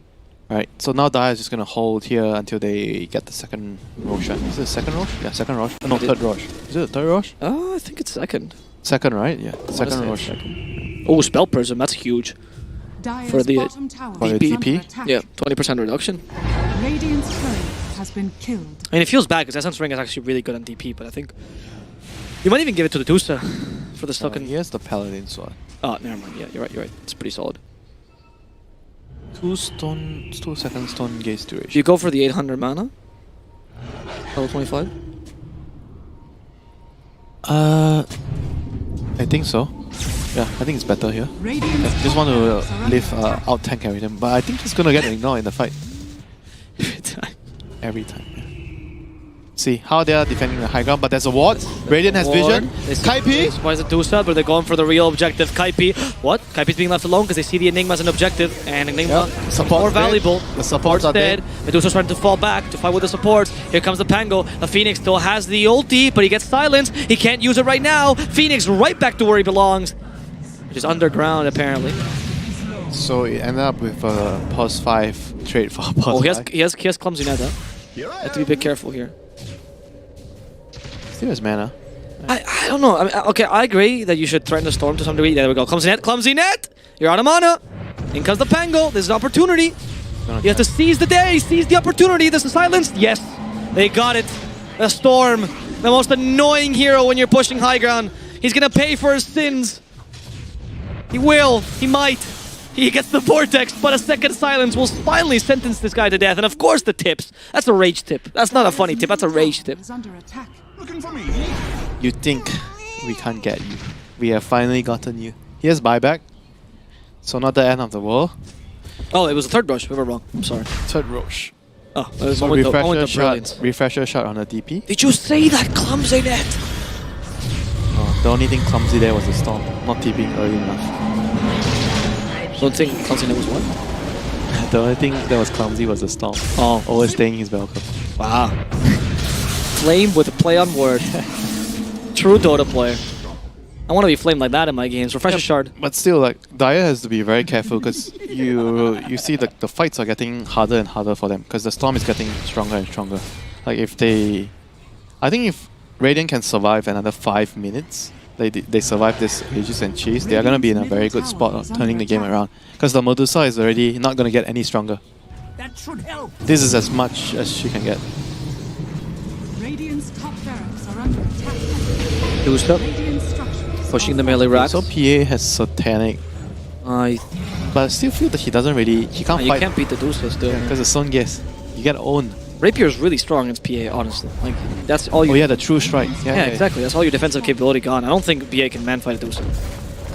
At least not the current Dusa. Okay, that's, again, Dragon Tail, but you're not getting the real man. Look at Kaipi, actually. His positioning is really on point now. He's staying in the fog, as you mentioned. He's staying on the left side, ideally. Pro players learn. Wow. Okay, I will never praise anyone again. Oh, Rubik actually stole... Oh my god! Rubik has a bunch of cubes around him. And they actually kill Gabby. So now they have the only Exo. They get a beautiful electric vortex onto 4. Is there a follow? They stole the Primal Roar as well. Sheffer is throwing this around by himself. They've killed the support duel. Only the Black Hole ready. But they need to buy back to save the Rapier. Medusa's going to lose at this rate. This can't happen. That's the Aegis. Buybacks of Pango from DP. They're running towards the Dusa. Save your teammate. Can they save the Dusa in time? Stone Gaze? You still have the Stone Gaze available. You can make more time. But there are a bit too many stuns. Here comes the Pango. Beep, beep. He's out of mana. He can't gaze anyone away. The Rapier falls on the floor. The Black Hole finally. They want to try to use it, but the stolen Black Hole might turn really badly. It puts the DP in a pickle, and now they can't save the DP. Losing everybody. That might be GG. Yeah, it's GG. They have no buyback on Dusa. Oh no. Right, they GeekFam just schooled you. they really should have retreated, or maybe the buyback could have came sooner, because I felt like the Medusa couldn't run away and they had buyback, so they needed to just straight away buy back to help her because she's stuck there. Dire's middle tower has fallen. They were really not ready to, but I guess you need to anticipate it, right? Because there's a storm, so they can jump you anytime, and they were just waiting for the DP ultimate too. Oh no, can we watch the end? Okay, sure. Yep, they were standing on the high ground, like yeah, that a ward, here, no? the moment the DP dies, he has to buy back right now. He needs to buy back and come to the Honestly, fight. give Sheffer a medal. This guy was a king. Stole Exorcism, Primal Roar, and the Black Hole in that whole team fight. It was amazing. I think the game's ending though, guys. I mean, I love this moment of brilliance. But I do believe the game's ending. It's okay. I mean, just watch the just Manta. No, he had no chance to Manta? Yeah, he couldn't have clicked Manta. I don't think so. I think he got stunned before that happened, to be honest. It's GG. It's GG. Most likely that's GG. Oh, repack it? Never mind. Maybe not. Yeah, I don't know. 20 seconds till Dusa comes back. Beastmaster down for 100. Or 90, sorry. And the Supernova spitting fire. Yep, this is GG. TNC almost had it, but to be honest, it was an extremely greedy lineup, so... I mean, it got to the point where the Storm was going to be able to... Yeah, sure, the Rubik did a lot, but the game felt like it was already... Even though TNC was slowly still gaining ground, they took Rags, they took Tower, but it felt like the Storm was slowly getting stronger by the minute, and he was already almost reaching to the point where he could just wreak havoc alone. And Rubik did an amazing job in the last fight. He stole 3 ultimates. But then again, I still feel like that fight could have been different if they were ready. They were not positioned properly in the high ground. They were two groups up together. The Storm got like a 4-man pull, and the DP needed to buy back right away when he died. I'm not sure how he died, but when he got sniped, he needed to buy back to save the Dusa. Because if the Dusa dies, what is the point of your buyback? That was the last team fight. That's the last team fight. Yeah, I already. agree. The game is going to be over. Maybe if he arrived earlier, he dropped a silence, anything. If the Dusa clicks the R button there, the fight is turned around. Turn around, yeah. She can lifesteal with the Paladin sword and maybe fight back. And she had rapiers. She could have killed a couple Yeah, people. she could have killed people. So. But honestly, yeah, I that's true. I like concentrating on these things that can change, but I also want to point out the GeekFam as well, because GeekFam did a great show of ultimates. They knew they could just jump them because the ultimates were down on the DP. It was a time for them to jump, even though they had stolen Exo as well, so they actually were going up with Exorcism. In addition to the Electro Vortex on 4, like, I mean, they got exactly the perfect team fight they could have asked for. So yeah, and Storm was the one giving them the vision on the high ground. Exactly. Because the Dire team, they were on the Radiant high ground, so it was very hard for them to go up if they didn't have vision. And the vision gave them the opportunity for the Rubik to steal at the Raw. He Raw, then the Vortex. And the DK jumping in at first as well was the first initial vision that they got, which allowed them everything was very good in that fight. They realized it was time to pounce, but unfortunately for TNC, they needed to buy back on the DP as soon as she died to help the Dusa. Yeah. Okay, well, that was at least an exciting end to the match, though. I mean, sad for TNC fans, but certainly a good ending for the match for GeekFam fans.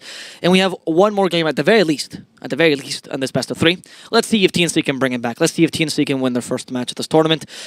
Hope you enjoyed the cast, hope you enjoyed the games. Here at Al Plus with Winter for the ESL 1, powered by Intel, and we'll be back very shortly with the next game of the day.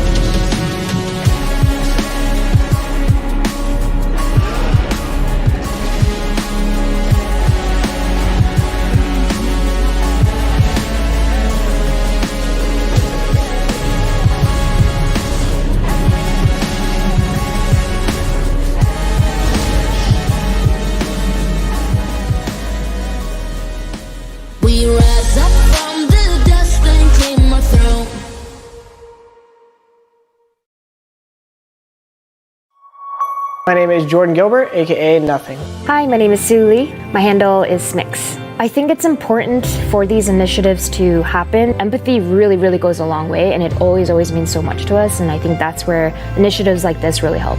I encourage everyone in the community, anytime they see bullying, anytime they see someone getting called names, I encourage you to step up and say something. Good luck, have fun. Good luck, have fun.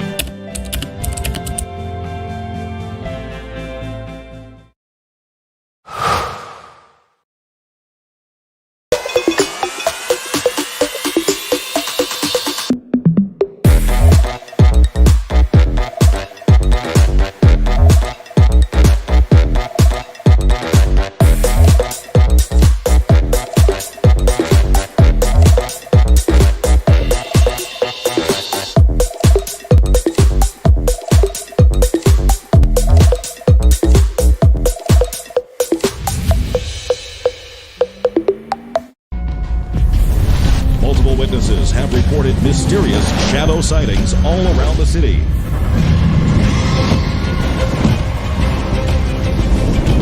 According to experts, the origin of these shadows is still unclear.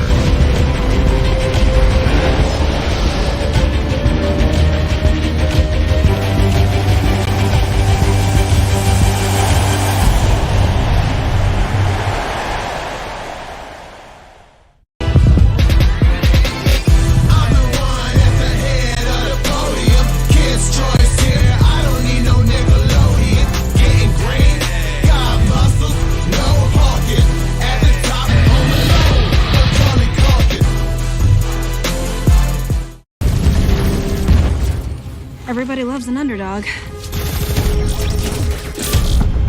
Who needs to be liked? Mountain Dew Amp Game Fuel. Victory in a can.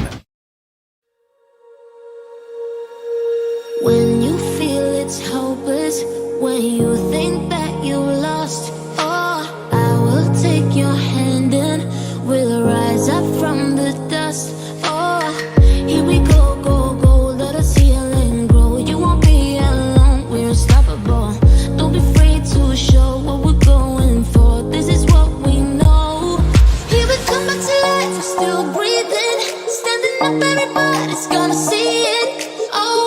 need to know is that we're holding on. Even if we fall, we will rise up and we follow the path that we believe in. No, we're not gonna stop until we reach it. Oh, all you need to know is that we're holding on. We rise up from the dust and claim our throne.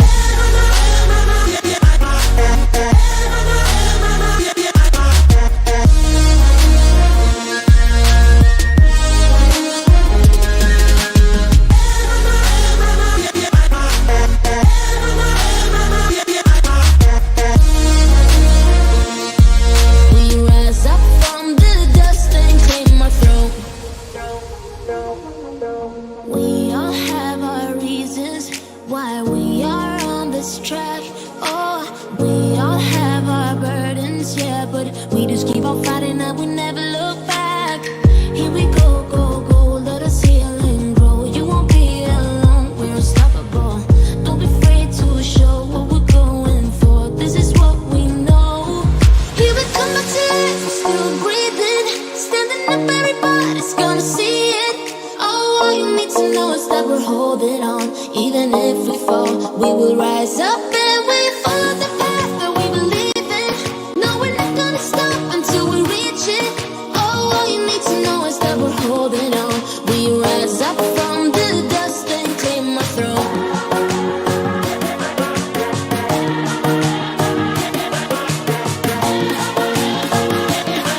We rise up from the dust and claim our throne.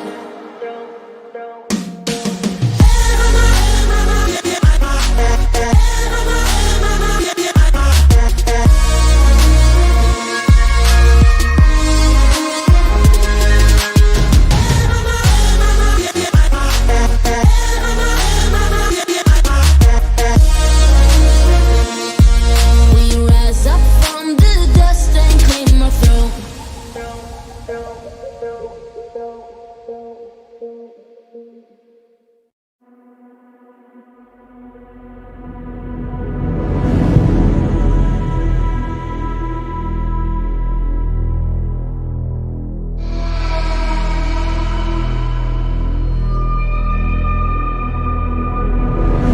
I fell apart when I saw you look at me that way. It broke my heart to see. It was a moment of darkness, a moment in time that I regret for being so heartless. It was a moment of darkness.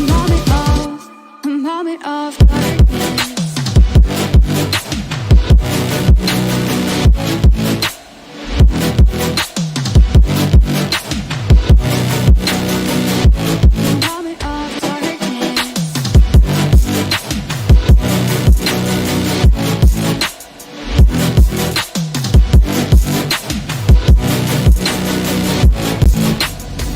I fell apart when I saw you look at me that way. It broke my heart to see. It's too hard, it don't come easy. I went dark, I lost it right away. And when it starts, God knows what I'll say. In my head, I had good reason. I went red so unexpectedly. I should have said that sometimes happens to me. It was a moment of darkness, a moment in time that I regret for being so heartless. It was a moment of darkness. Moment of darkness.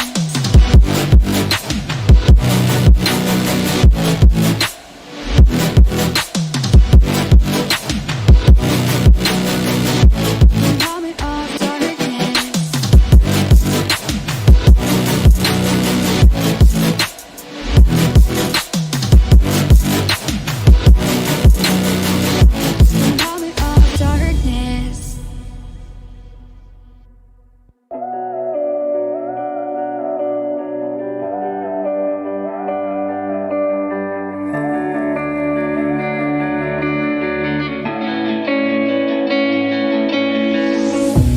Chasing love in an empty bar. Pour a drink till I make it past the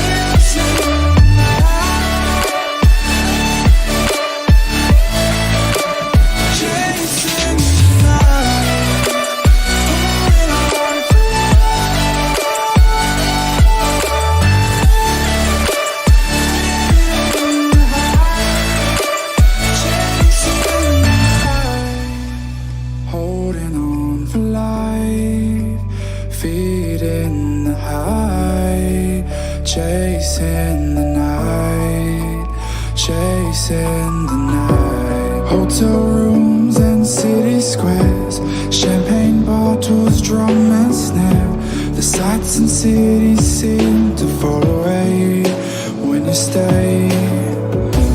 Locked in love for a night or two, losing sleep just to get off you. Day to day you wanna stay out, you're chasing the night, holding on the line, fading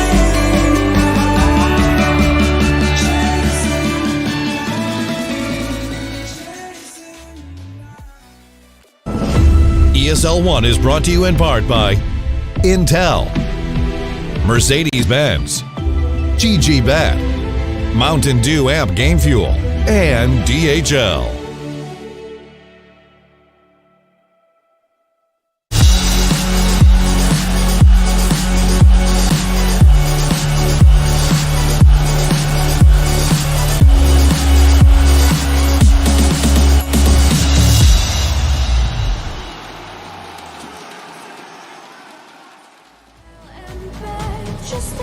Hello and welcome back. Have you missed us? Because we missed you.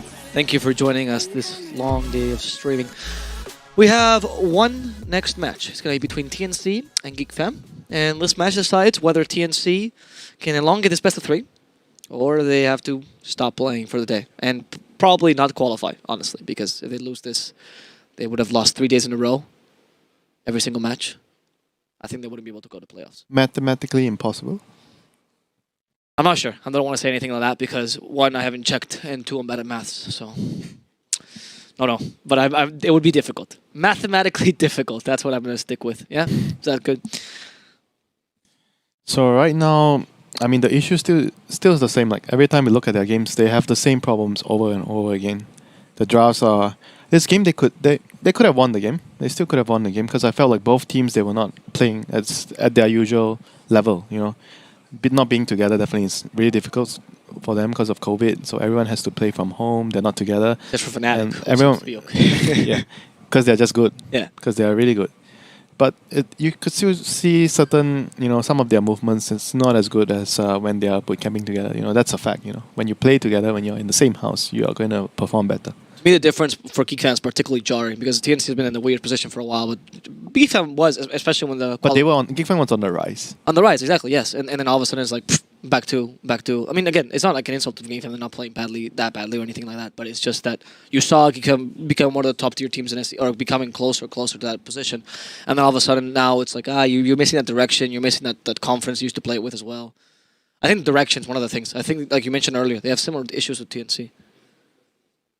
Yeah, I think so far, overall, both teams... I mean, I kind of understand it more for GeekFam because they were supposed to play the major. It's very, very hard. Oh, you think that's disheartening? Yeah, it's very disheartening. Like, it's very, very disheartening. You've been grinding this long on the team, and when you got your break, and then this happens, it sucks. I can see I'm not going to lie. I can see that. Yeah, that makes a lot of sense. And the psychological factors are also something in Dota. So hopefully we can see the draft any second now. As the game is about to commence.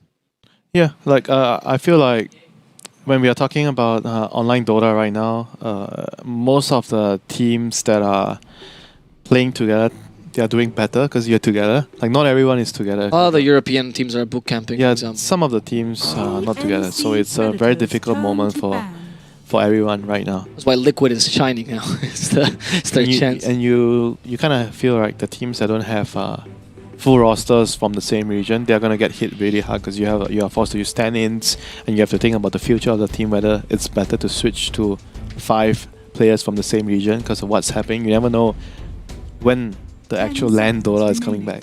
Exactly, because of course, you know, opening borders, stuff like that comes first. It's going to be a while. The events thing is the difficult. How do you justify all the people congregated together? And for the sponsors, what do they want? You know, everything is going to be online, so you kind of have to really think about having a regional roster. Yeah, okay.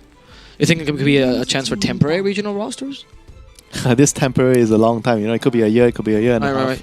I mean, it's true. We actually seen a couple of the teams in SA actually been really hit by this. A lot of the big orgs kind of backing out because they were starting to really put into Dota after Beast Coast, right? And like Furrier, for example, backed out because they were like, you know, we don't know how long it's going to last. The uncertainty is the hardest part, really. And not all sponsors have huge financial backing that could allow them to run for 1 year, 2 years without knowing what's going to happen, you know. Now, Dota backings, let's be honest, last on the huge prize pools of the tournaments. That's the whole point of Dota. And everything is online now. It's not as huge as the LANs. There are still a lot of events going on, but like, thank God ESL. But everything, thanks to ESL. But everything got reduced. Yes. I agree. At least the viewership's up, though, overall. TNC Yeah, but at the end of the day, I still think that there's going to be a lot more value in having a team of Regional 5 team. players. Yeah, 5 players of the same region. Yeah. Well, let's see what happens. GeekFam is not from the same region, so let's see how they do here. After starting, they've banned the DP and the TA, similar to last time. What was it last time? TA and... Morphling. Yeah. Morphling. So it's time to get off the DP. You know, I think like for GeekFam, it's more about like the execution, you know. And TN, because like I think that their draft was they actually had a huge window of opportunity in the early to mid game to actually punish. Yesterday they didn't come up with. They did have some bad drafts in certain games, but the first game I felt like the draft was fine. It was just them missing a couple of crucial moments in the early game to execute their lineup, and you miss your timing, right? Then you have to. But they did a good job after that. They know, we can't fight now, so we are creep skip. Storm needs this item, that item. He's gonna get to a point where he's gonna carry us in the game. Yeah, it was surprising. It's almost like losing gave them that help, because you're right. The late game was played really precisely. Honestly, Yeah, they knew mistakes. what they needed to do. But in the early game, when they were playing the tempo, when they had to run at them, a bit difficult. They weren't very. They knew. They kind of knew. Some of them knew, but the others didn't know. So they were late. So there also lack communication. Yeah, they were late for the party. So the person early was gonna die. So they were not on the same page. And that's one of the things that would be fixed by being together as well. The communication's harder, of course. Yeah, you definitely have a better time fixing those things when you're all together, you know. You get to talk. Like, the idea of being in a boot camp is not just about playing together, it's about living together. So when you're eating, I think eating is the one of the most important times where a lot of the strategy and ideas and conflicts are resolved. Because when you sit together, you are eating, you have to talk, you have to say, and you can discuss a lot of stuff, you know. I think all these moments before and after the scrim, they're even more important than the scrim itself, because it allows the team to grow and progress. You talk, you lay out your feelings, you get mad, yeah, you resolve all the issues. Right. I mean, eating is a social thing for humans. So. Yeah, if everything is online, certain things are harder to say if you're not in front of the person, you know. Like you, it's just difficult to say certain things online. It's colder. It really is. Certain things may sound harsher. It's harsher to because they don't see you. Exactly. Yeah. Right. It is true that humans actually a large part of what we do is body language, right? So not being able to see that, even if it's a video call or whatever, it's the same sentence sounds different when they don't see you. 100%. You know. Yeah. That's why long distance is so tough, guys. Sad as. Spoken like someone with experience. Yes, it's terrible actually. So the picks are over or starting. TNC still mate. That Enigma 5 is not a problem. Yeah, Enigma 5 was the problem. Yeah. No, it was the overall draft. Like, they were so greedy. I think the Enigma 5 was okay, you're right, but then picking the Dusa and everything on top of that is... And then the Pango +4. I think now they have Tusk. Tusk is better. Yeah. Put KP on the Enigma. Sign the petition. Draft a Grimstroke next. Sign the petition. Let KP there's play. No Grimstroke. Sorry, there's no Grimstroke. Oracle. Something less greedy. Shadow Demon. Yeah, whatever. Whatever, mate. Lich, yeah, just bench, anything. No Enigma +5. GeekFam and the Pango Dragon Knight, what do you think of this opening, though? Is it the offlaner plus support? 10 seconds. Can be. But it's flex. Flex. But I'm not really sure I'm too big of a fan of it, because I feel like... I think I mentioned this to you just now, right? You don't want to have too many flex picks in the beginning, then the flex picks doesn't feel so flex, because everything wants to be moved around. You want to have only one. From my experience, I feel like one of the mistakes of drafters make right now, because there's so many heroes that can be flexed, you kind of feel greedy sometimes. Oh, this can be moved here, this can. And then when you have too many of the same ingredient, and then it defeats the purpose of having them, because there's too many of them. I see your point, yeah. So I think 2 flex can work though. Maybe like 3 is when it gets to be. I prefer like you pick something to deal with the Enigma right away. Like I mean, Pango's okay against Enigma, but not like Rubik level. Rubik would have been great. Yeah, Rubik level. I mean, last time Sheffer is a great Rubik as well, which is why it surprises me that they don't. I just feel that Dragonite plus Rubik is more diverse as an opening. You can branch out to more different things. Whereas you have Pango and DK, you're like, I kind of feel like I want dual melee lane is a bit weak. Yeah, I don't really feel like I want to put the Dragonite on the off lane because it's Pango Dragonite. Doesn't feel good, and it's like locking me. I need to put this DK mid or safe lane. Yeah, or you could put Pango as a mid laner as well. Yeah, but they are not very good laners as well, like both of them. So you put yourself at a lot of risk of losing your mid lane very hard if you do this kind of opening. Not for sure, but high chance of it happening. Yeah, but since TNC also did with the Enigma Tusk, it's not like you're gonna have the. They're more flexible. You know? They don't reveal. They don't reveal so much. This Monkey is a great pick here because no matter where the Dragonite goes, Monkey is gonna be there. Yeah, he's actually very flexible in that sense. That's true.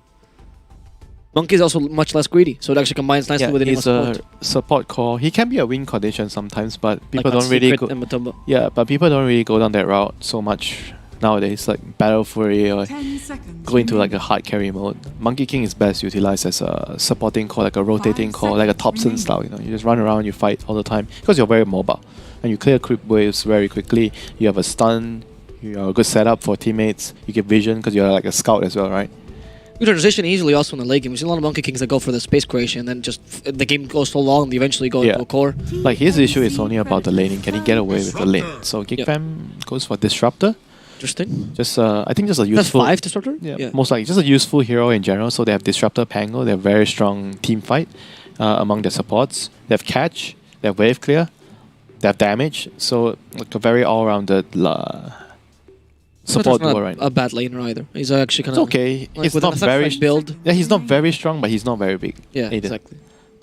So it's a bit better than the first couple picks. Also very flexible right now with a carry that you can run. Yeah, their draft is quite open-ended for them. So for TNC, still, I think they should pick another support right now and just put run the Enigma offlane. Yeah, because the thing with Enigma Tusk is like the Enigma allows the Tusk to have freedom to do whatever he wants because he can solo the lane as a core. And you can just gank mid, gank bottom, and you already have a Monkey King, right? So you're playing on the good matchup, so it's easy for the Tusk to rotate to the Monkey's lane to kill. I agree. I mean, they have played Enigma Kaipi on one time this tournament as well. You know, it's one of his. I think it's his best hero. Naga, Enigma, those are his two best. Well, nope. Never mind. He's playing Tide Hunter. Oh no. Greed is back. You did say Naga, and Tide Hunter is a Naga or whatever. So pause 5 Enigma again with the pause 4 Tusk. This time it's less greedy. With last game it was Enigma Pango, so a step at a time. Okay. Getting less and less greedy. I mean, the Monkey King is nice, right? It's like super team fight. They're going again the same kind of draft. Like they're mid game oriented. Like too much team fight. There's this thing as too much team fight. Like you want to have just enough team fight. You don't want to have too much. Too much of anything is not good. Spoken like a wise man. I don't think Enigma Tide is not really that great against Disruptor. He's not. That's true. That's very true. You max Kraken shells, so you take the Thunderstrike away from you as soon as possible. I mean, no, it's just in the game, you know. Like you get silent. Oh right, Static Storm. You're right. Yeah. I mean, in the lane as well, he kills you. It's very bad. Yeah. Because Glimpse puts you out. Kinetic Field can be dispelled. So I feel like the Enigma has to eat creeps for the Tide Hunter to have a game here. So it's what, Veno? So they want Veno against the Monkey King. Yeah, they want to play the game with Monkey and DK. Okay, Veno against Monkey King. So Dragonite probably is going to be... Carry? And then Veno offlane. Yeah, they pick a mid hero here. They need some... I think they need some damage, more damage. They already have team fight from the Veno and Disruptor Pango. So catch would be nice, catch and damage. Yeah, Void Spirit. Yeah, Void Spirit's okay. I'm kind of tempted still by wanting to play Rubik mid because there's Enigma and Tide. I mean, it's interesting, but I haven't seen it in so long. I think it's one of those things that kind of skips your mind. Like, as a drafter, do you have it in mind if it's such an off-meta pick? I mean, it's nice. Rubik is nice here. It's like not about the meta. It's just good against those heroes. I just remember things based on that. Right, sure. Yeah, fair enough. Unless my player doesn't want to play it. My mid player. Which could happen. Yeah, right now, anything they pick last, as long as it has damage, have some stuns, because they already take a lot of boxes. They have tower damage, they have team fight, they have catch. They only need someone that just gives them even more damage or even more catch, so the game is easy to play. It's very easy to pick a hero here to fit the first 4 heroes that GeekFam has opened with. Yeah. They just need to be careful. I think you just pick a hero that can change lanes so you don't get countered in the 22nd pick by TNC. Right, sure. Or a hero that's very consistent Yeah. in the mid lane, which doesn't really exist as much anymore. Well, Void Spirit is one of those. Void Spirit is okay, because the Void Void Spirit- and DK you can just change lanes among them. You could run the Konka maybe, but I'm afraid that you could run Monkey King then mid and then just counter the Konka for free. But it does fit their draft, the Kanka. Yeah, and counters tied pretty strong. 10 seconds remaining. Pretty good against Enigma as well. What other 5 heroes? seconds remaining. I mean, the thing with Storm is like it still fits their draft, just that you don't have the 22nd pick, so you might lose your lane. Yeah. The last time they did it, they didn't get. What could you pick against Storm then? TNC picked Medusa the last game. Didn't work. Yeah, but I just feel like TNC wants like some Elk again. Like we're gonna pick some win condition mid hero here. Wait, it could be Alk, yeah? Yeah, it could be Alk. So you concentrate on If Alk. the lane is playable, if the Elk doesn't get pressured in lane, yes, you could pick Elk. Yes, that's why Void Spirit would stop that. Oh, Okay, Venom in. new hero. So team fight is the name of the game, yeah. So Luna, Venom, Disruptor, Pango, they have like super team fight here. So I think it's a Luna carry. Luna carry the Dragonite mid. Could be a Luna mid, huh? Luna mid and what Dragonite carry? Luna mid? I don't like Luna mid so You much. rush the Ags. Yeah, but pretty you're not a very good mid lane hero. No, you wouldn't say that. No, I agree. I'm just saying it's an odd pick because if you run the DK mid, then he has not much variability. You just run Monkey King mid to counter him, right? Yeah, but you don't really lose the matchup that much because you have armor, a lot of armor. You won't get trashed, you know. Okay. In the long lane, yes, because there's more space. Yeah, to run in at. mid lane it's okay. Okay. You will survive the lane. You're not gonna win the lane, but you're gonna survive the lane. Lycan. Actually, really good against Luna. Yeah, it's very good against Luna. Yeah. Okay, what was It's a fast-paced hero, but their heroes are still very, very cooldown dependent, like Enigma, Tide, Lycan. And if you look at the Radiant lineup, yeah, sure, Eclipse is a long cooldown. Yeah. Luna, Disruptor. And she's gonna outfarm the Lycan no matter what. So 10 seconds remaining. or Monkey actually. He's a really, really strong state. Who are they going to put against the Lycan? 5 DK? seconds remaining. Then put Venom in? Actually, think Venom against Lycan is really strong. No, you don't want Venom against Lycan. You want Venom against Monkey. Wait, they're running Pangolier off. And then DK What? Dragonite? Huh? support. Yeah, DK. Dragonite support? Yeah, interesting. Well, I've seen it once in my pubs, so Did he not have a wrong click? nope. Dragonite support, Pango off.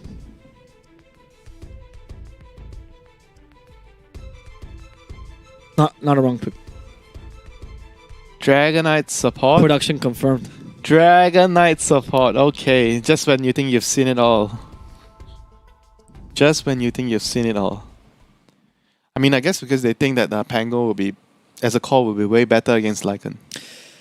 The GG bet is on 362 for TNC. According to the bets. Oh my god, really? The Pango core is going to win them the game. Have you seen how much belief they have there in the DK support? That's people thinking DK support is a viable pick. Who are you to tell them that they're wrong? No, I'm not going to say it's wrong. Have you played I'm gonna TI say, or something? I'm going to say, yes, I actually had. I don't know what you're talking about. I'm going to say that I'm going to reserve judgment until later. After the game, DK support. If it works, I'm going to try out in my pubs and I will let you know how I feel about it. Fair? Yeah, sure. That's actually one of the most recent statements we've had today. Yeah, that sounds fine. I'm a fan. Because anything creative to me, I'm down. Why do you not like Techies? Because it's not creative. That it's not creative. It's not creative. If you want to pick something weird, I'm down to clown, man. I love it. I mean, so what you're supposed to do as support Dragonite? You run around, dong, stun. Yeah, dong, dong, dong, that's it. And you just push. You with push the it. Luna. Yeah. They're all tapping shit. I'm ecstatic. This is his idea. Dragonite support. He allowed us to promote the Pango to a core because Pango core is great this game. It is really good this game though, to be honest. Pango core's pretty solid. Yeah, it's good against the Lycan for Great sure. against Lycan. Pretty decent against Monkey as well. Yeah. And if Pango core also we go for quick basher, which is fantastic against the Enigma as well, or quicker basher. Quicker basher. Quicker. Is it not true that a Pango will farm quicker if he's a core? Yes. No. This is the creepiest thing have you ever seen. No. You What? still farm about the same. You think so? You clear waves with QW. I mean, I guess yes. You farm faster because you have higher levels. And because they're giving you some farm priority. Some farm. I know you're So like you the get last. you get the right to farm. You get the exactly. Yes. You get the license to farm. Yeah, tell that too much. Pause 5 Enigma. Do you have the license to farm? Enigma applied for that license a while ago, but you know MCO stopped it. He's stuck now. That's why you always draft yourself. Dead lane heroes. Then you always farm. Winter Wyvern. I'm starting to understand why you decided to be the Jack captain hero. in some of your teams. I understand this now. I've seen you play Winter Wyvern so often. Nature's competitive. perfect. You've played Winter Wyvern every single time, Winter. It was just for the meme. Yeah, sure, you're sure. Dead lane Winter. Alright. So, I want to see how this goes, honestly. I'm kind of curious. I want to see what you do in the early game. I think the early game is the weakest part for you. I guess you deny last hitting with Dragon Tail early? That's your goal? I don't even know what you do in the game. You have boots, so you run around setting up kills with Dragon Tail. Well, I can see why you're useful in the mid game to some degree because you just play Yeah, off lane. you're useful when you have levels for sure. But Of course. But in the what do you early- do in the beginning? Stack? Actually, yes. That's actually a pretty good idea, honestly, with Luna. I mean, if he's laning with a Venomancer, I can understand, like they can kill. Is he laning with a Venomancer? He is. Oh, okay. Okay, then it makes sense because the Pango is going mid. Yeah, the Pango's going mid. Okay, then now it makes sense because you can kill with the Veno. Oh, that's very clever. So, because they thought the Venom was going mid, so then they run the Lycan mid, but surprise, it's the Pango. Surprise. And Pango is really good And against Lycan. Kuku says, I'm also a mid player. Are you a mid player, Gabby? Actually, yes, he was too. Actually. They both were mid players before.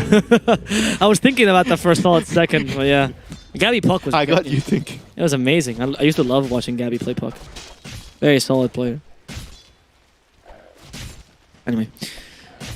I think the lane's a bit difficult for Pango in the beginning because Lycan is just Lycan, but then it stabilizes and goes Pango's favor a bit, right? Maybe 55-45. Oh, you need to kill the Lycan.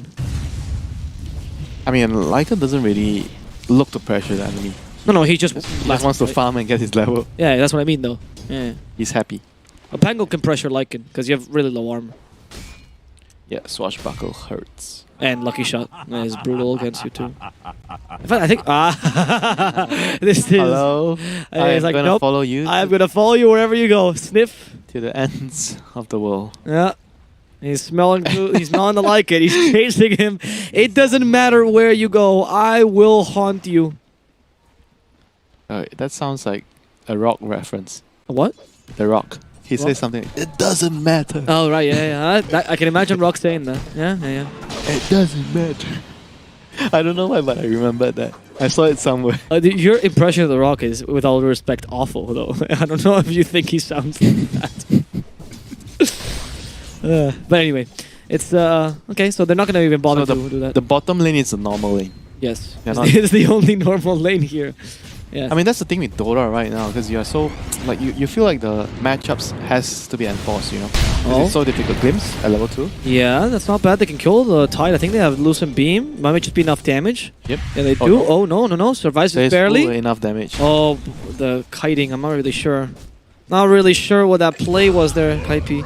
Around the trees. Yeah, he didn't have a Kraken shield, a level 2. No, but I don't mean just that. Like, once you hit the Lucent Beam, why are you trying to play with vision? You shouldn't. You should just go straight. Go for the more efficient line. I think you could have actually. He's faster than him anyway. Oh, well, that's a fair point. He's one of the Luna fastest is heroes. fast. One of the fastest. 4 legs. Okay, they're gonna kill. They're gonna kill our Mel here in the middle lane. So that's really successful. Hey, And don't blame me. You started that. yeah, you're totally right. No, I'm just proud of you. The rotation of a Venom, ideal, right? You rotate and you get a kill. That's the perfect thing when you're swapping lanes, if that's possible, obviously. So now the Dragonite is not a support. He gets the lane. So Sheffer lied to us. I mean, back to the point where I was talking about. Like, I feel like everyone feels like the matchups needs to be enforced because the laning is way too. It is still very, very important. They nerfed it like twice. So now D9s give you a lot more experience than. I think it's 50% now. Yeah, 50% now. It went from 30 to 40 to 50. Yeah. But it's still. And don't give gold. I mean, the issue is like because of the removal of the shrines and the outposts. Because if you win your lane, it's easier for you to fight for the outpost. And then nerfing in the jungle. Yeah. So everything just like makes it that the laning is too important. I mean, it's not that I'm opposed of laning being important, but I'm opposed that you can only play Dota by winning your lane. Like, you have to do well in your lane. It feels like before, all these changes were to make the Dota more fluid, so you wouldn't be static at early, which is of course understandable. But then it turned into, as you mentioned, laning a bit too important. Yeah, and it's not just about the deny XP, you know, it's just about everything around it. Yeah, exactly. Like there's so much snowball mechanics right now, and comeback is a bit more difficult to do. Which is why laning is so important. You want to win from the start. In the middle lane, oh look at that's what the Dragon Knight does. they actually killed Gabby for free there. This is because of the Veno. Veno's really good against Lycan because you nerf his, or you stop his healing. So it's a pretty big counter, to be honest. You suck against the Lycan in the game. He's gonna run at you. Slow me, man. No, Slow he's me. good in the lane. He's bad in the lane, whatever. The Lycan doesn't care about the lane. I mean, he cares a bit because he wants to get some timings for his items, right? If I'm a Lycan, I won't even flinch if I see a Veno. No. Venomancer. You run right at him. Right at him. I flinch when I see a monkey across the game. A small flinch only. Why does a wolf fear the monkey? Because monkeys are very aggressive creatures. Okay, a gorilla maybe, but not a... No, have you know, like the small monkeys, their arms can tear you. A baboon? Yeah, they're super scary. You know how many? You know, there's a bunch of Japanese manga artists that have died to monkeys in Mount Fuji. I'm not even memeing you. It's so common because if you look Why at them, do you always tell me all these random things that you read on the internet? if you look at the monkeys in the eye, they will attack you, and a bunch of them have been attacked apparently. Because it's a nice retreat for artists, right? But at the same time, monkeys there are super aggressive. Monkeys are evil creatures, mate. And we come from them, and there's a reason. That is not true. What? There's no scientific proof. It's true. You're totally right, yeah. I don't know what I'm talking about. Except that you pull my pub. Lies. Lies. I'm sorry I offended you. Go back to breeding your fish. That's not evolution. No, that's great. Selective evolution. It's like artificial selection. Yeah. Oh, I want the one with the best dorsal fin. Oh, I want the one with the 180-degree caudal fin. The anal fin has to be a trapezium. The body has to be a bullet head. Actually, no. Oh, yeah, bullet head, yeah. The coloration has to be intense. Alright? These are all fish facts, boys. If you've not learned about fish by this moment, I mean, you're lagging behind. Oh, see, this is the build I was telling you about. Helm Dominator Luna, that they're playing in CIS a lot. So you go Helm into Axe? Was that the build? You go no. So I've seen variations, right? I've seen Helm in traditional carry, like Helm Manta. I have seen one Helm Axe, but it wasn't good. Oh, it hurts. Yeah, Anchor Smash does actually trigger with tag team, right? I'm pretty certain. No. I'm pretty certain. It does work with that. Oh, because it's a right click? Yeah, because it counts as a right click. Yeah. I'm doubting you. I just saw the effect, so... Sure, tell me all you want, mate. But yeah, so I've seen Helm going into Manta, like traditional Luna builds. Manta and then, potentially Satanic, etc. I've seen a build where you go Axe at some point. I don't know where I saw it. Maybe MOM Axe could be? I don't remember. Because it used to be the build, like you go for like the quick Luna and then you actually farm for late game as well. Like you have a hybrid Luna. Yeah. Which I think is pretty good, but the Helm I'm seeing it a lot. And the only thing I've seen the Helm being used for, besides the aura, is to stack Ancients. I'm not even kidding you. And the creep? Give you like maybe a Force Ogre or something. Oh, they actually Alpha Wolf. I've never seen them care too much of the creep. Yeah, Alpha Wolf sometimes in late game, but like they stack Ancients consistently with the creep all the time. So that's like some... Like the oldest school Luna. Yeah. You know who was the first person that invented stacking? Who? Long DD. Was it really? Dragon Knight. Yes. Wow. Oh right, yeah, because before you used to only get Dragon Form level 2. No one actually understood what is stacking. Oh. He was the first person that started stacking Ancients. That's a great fact. For DK? Interesting. Dragon Knight, yeah. Because you could only farm level 2 ultimate before. Because you have the splash. Yeah, because level 2 before was garbage because you lose your poison, so people would not level it unless you were farming Ancient. Yes. You would only level it up for Ancients. Exactly, yeah. That's fascinating. Okay, well, little Dota history fact for all the you nerds out there. Better than my facts for sure. Vlad is going to be the first time on Pang. What do you think of this in a mid-Pang? Oh, I guess he's playing off lane. Right? Yeah, I guess. He's playing off lane from the mid lane. Yes. I mean, Vlad is always nice on Pango. The stats is good, mana regen, armor, lifesteal, everything is nice. Everything you need as Pango. Yeah, sure. Monkey is in trouble. You shouldn't have jumped on like that. Okay. There's a TP, but DK is coming. Ta-ta-ta! Breathes fire. There's absolutely nothing else there. And the Free Pango fire. is solely killing everyone. DK running away. Jeff, I think, is level 4, can't so he it's just Dragon go in Tail. for the stun? Yeah, he really could have just walked in there. I guess he's 1 point in Dragon Blood only.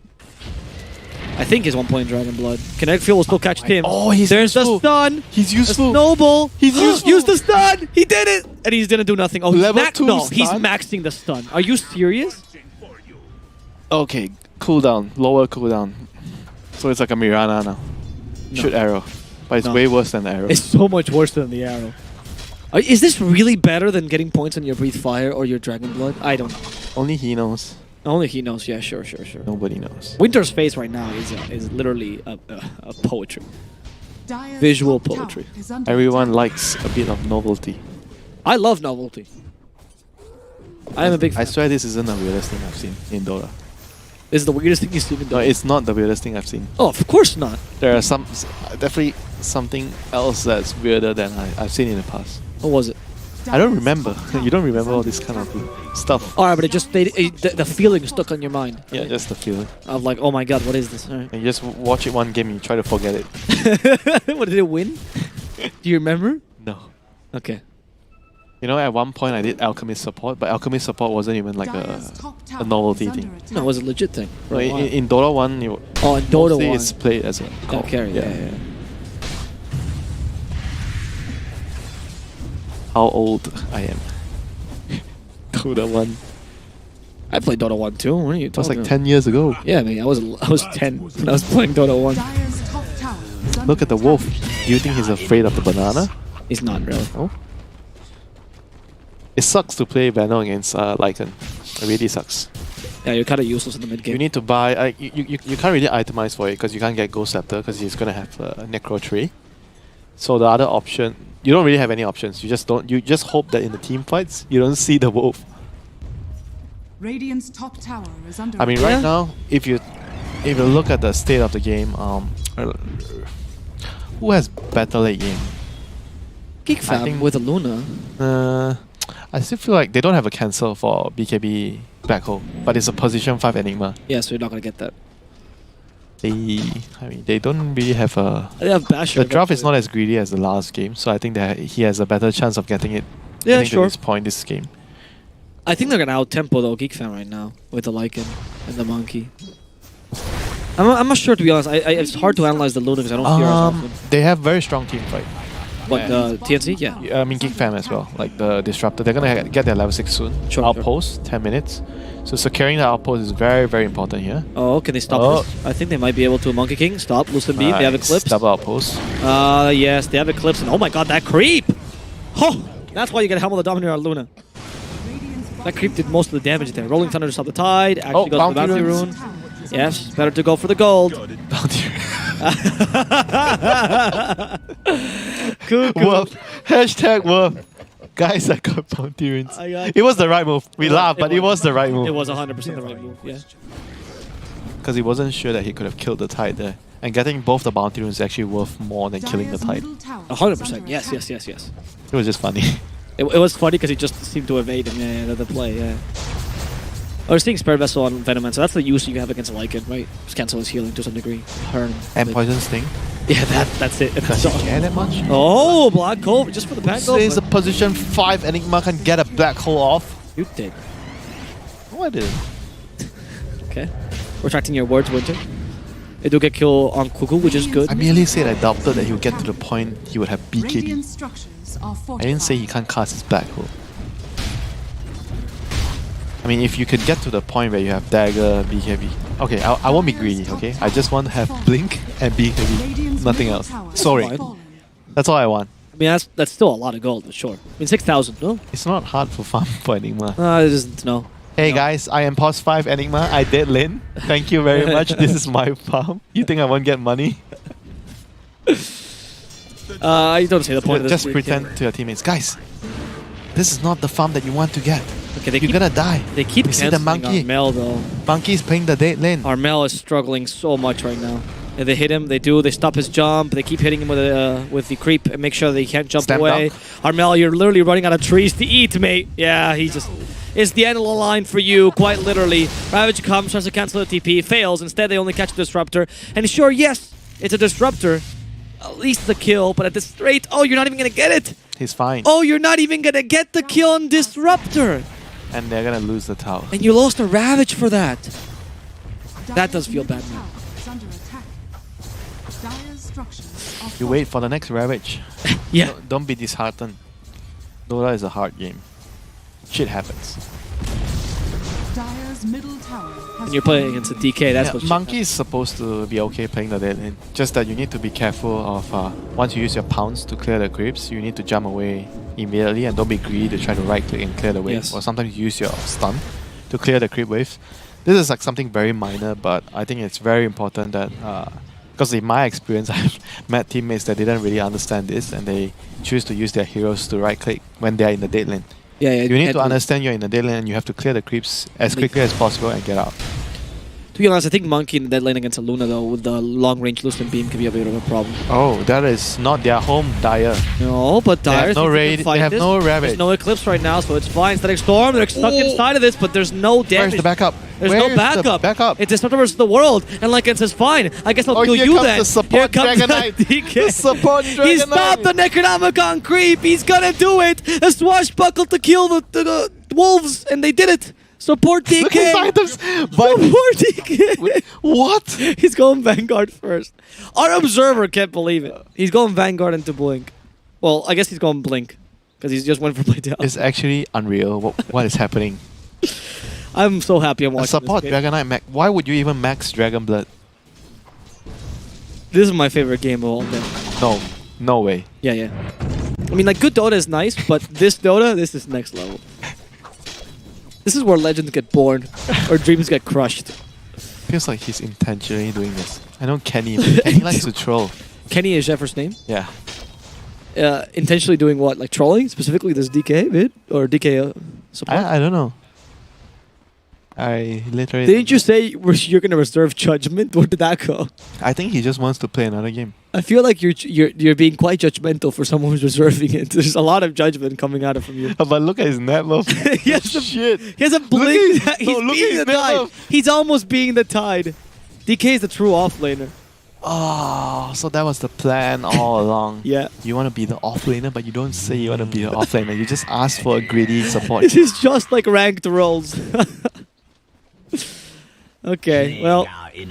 Reclaiming their area. Yeah, this they is are. Our jungle. The tide, You're on the Static line, Storm, Tide. stuck.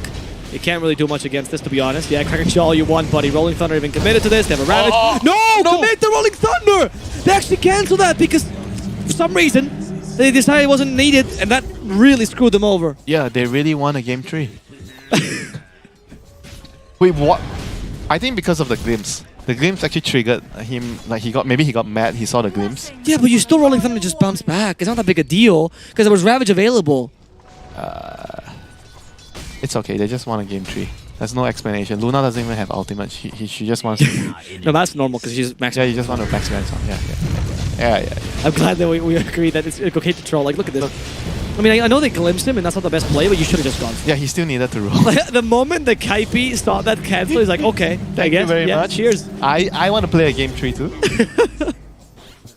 GeekFam cannot afford to lose the series, by the way. They're really close to elimination. Yeah, but they can afford to lose this game and go to a game 3 and win that game. I guess so, yeah. Practice. More games.